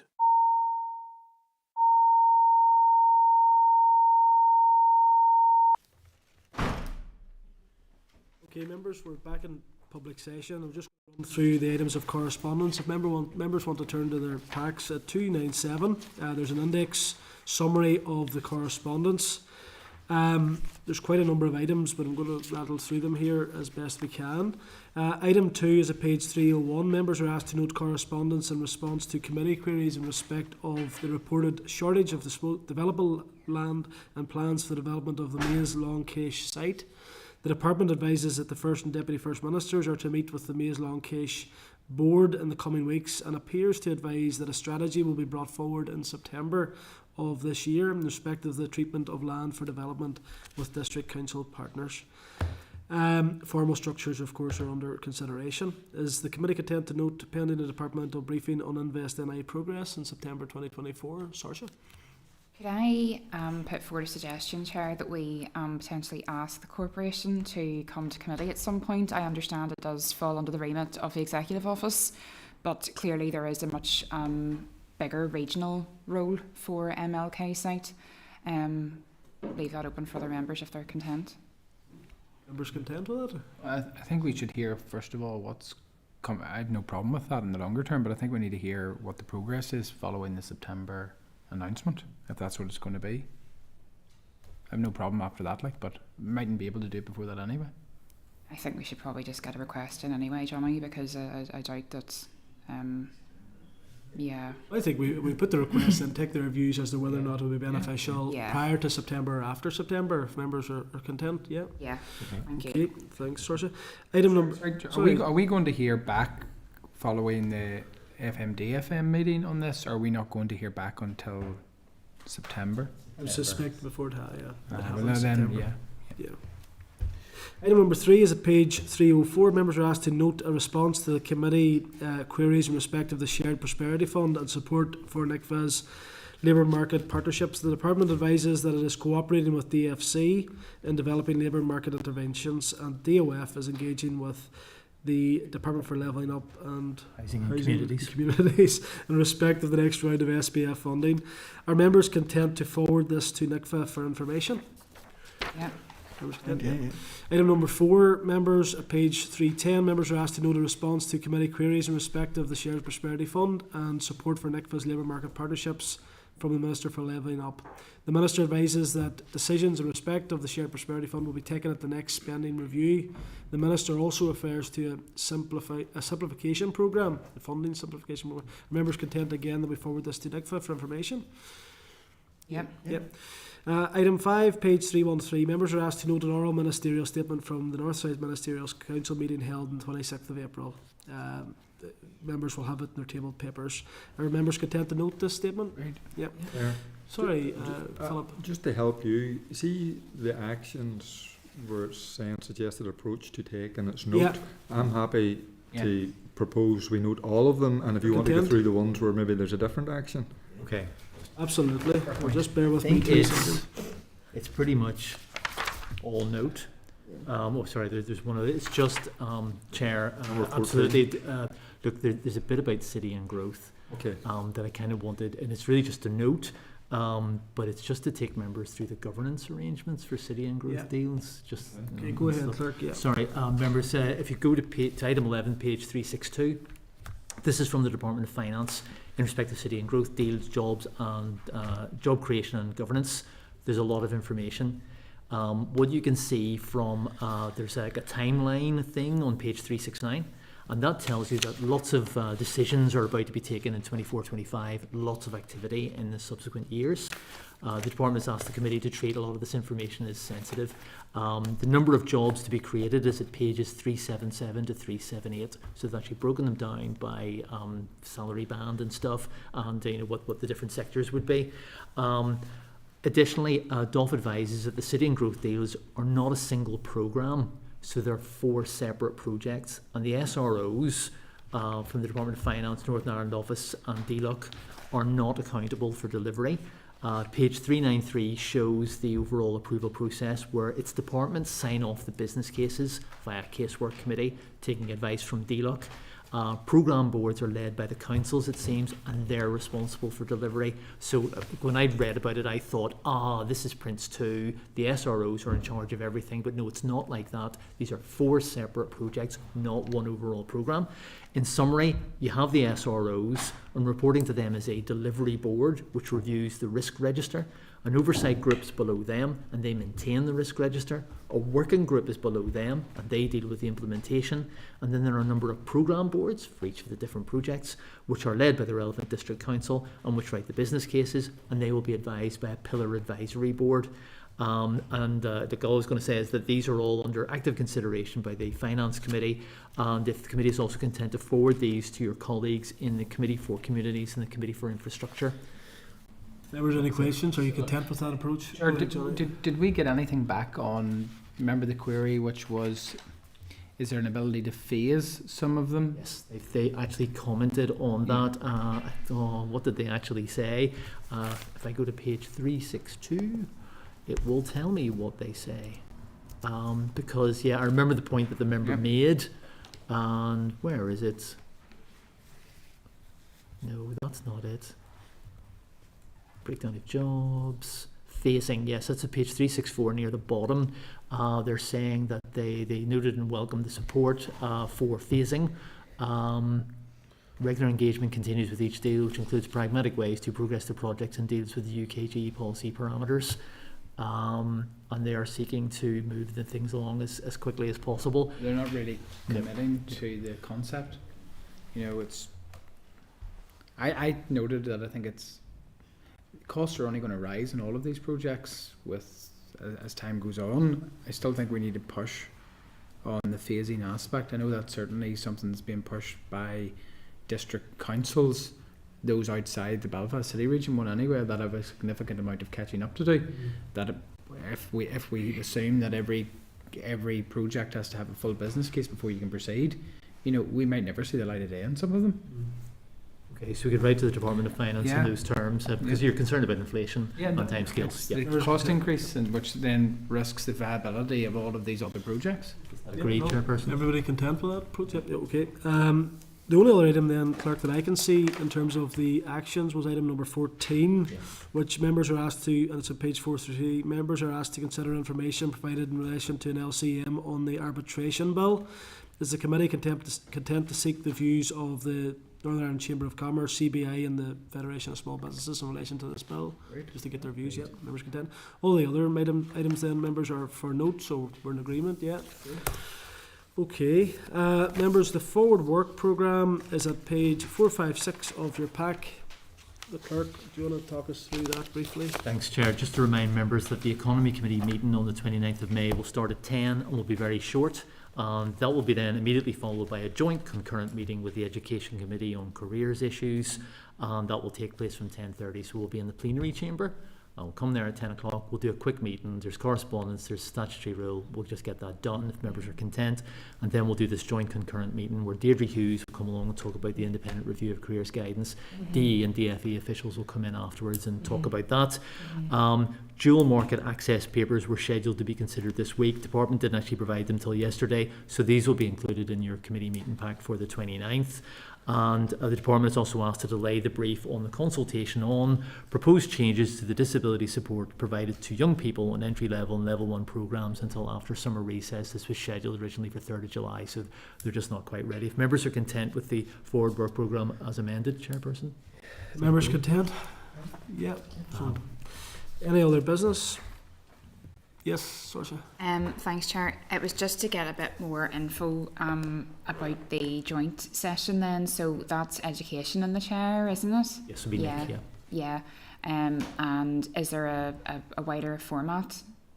It'll be just a really big committee meeting, so that we're sitting in the plenary chamber. You can do it like a wedding with the economy on one side and the education on the other, if you like. I would so love that wedding, because I've been looking forward to this meeting for a long time. Pick a seat, not a side.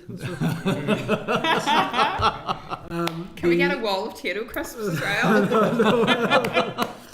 I assume then when we're indicating to speak, etc., what do you raise in your place or what? No, it's just like a committee meeting. We're only in there because the Senate isn't ready yet. Yeah, but if you want to speak, just signal. It's me. I'll be clerking it. So, like, not that I'm going to prefer the economy committee members or anything like it, but just do what you normally do, and it should be grand. Sure.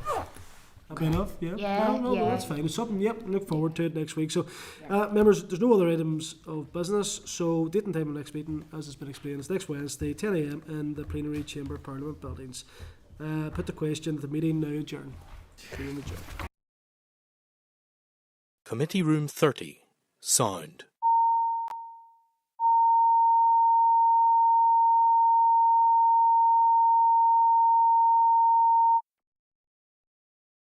Committee Room 30. Sound. Committee Room 30. Sound. Committee Room 30. Sound.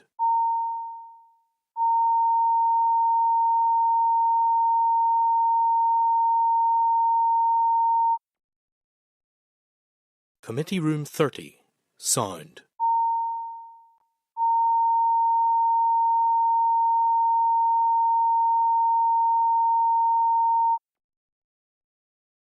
Committee Room 30. Sound.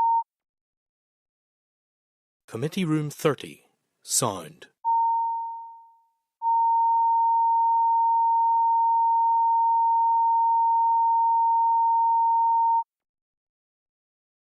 Committee Room 30.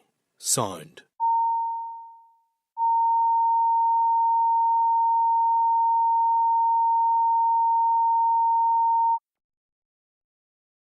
Committee Room 30. Sound.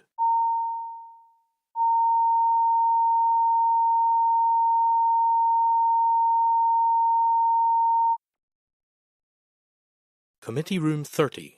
Sound.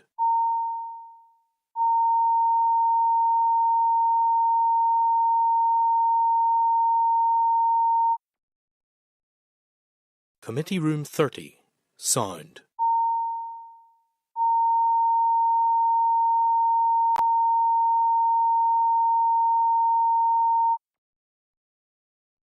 Committee Room 30. Sound.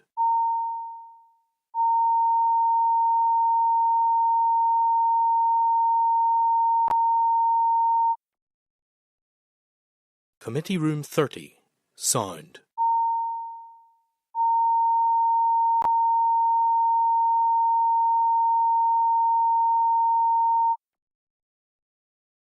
Committee Room 30.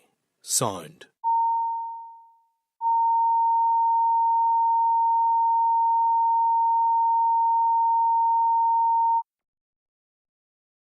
Committee Room 30. Sound.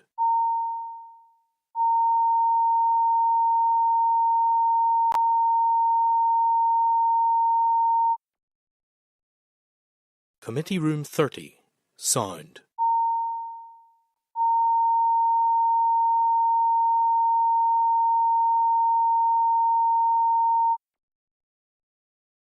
Committee Room 30. Sound.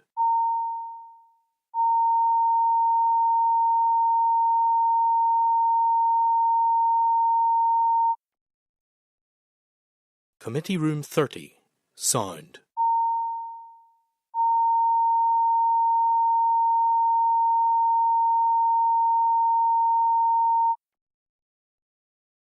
Committee Room 30. Sound.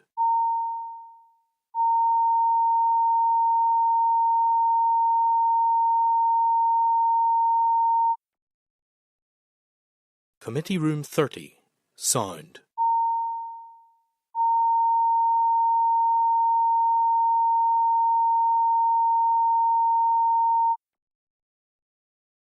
Committee Room 30.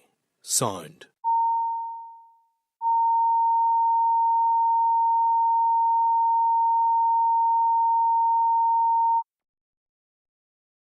Committee Room 30. Sound.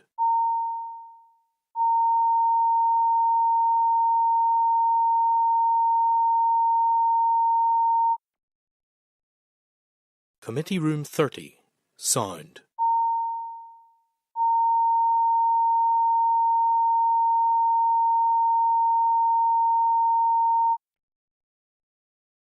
Committee Room 30. Sound.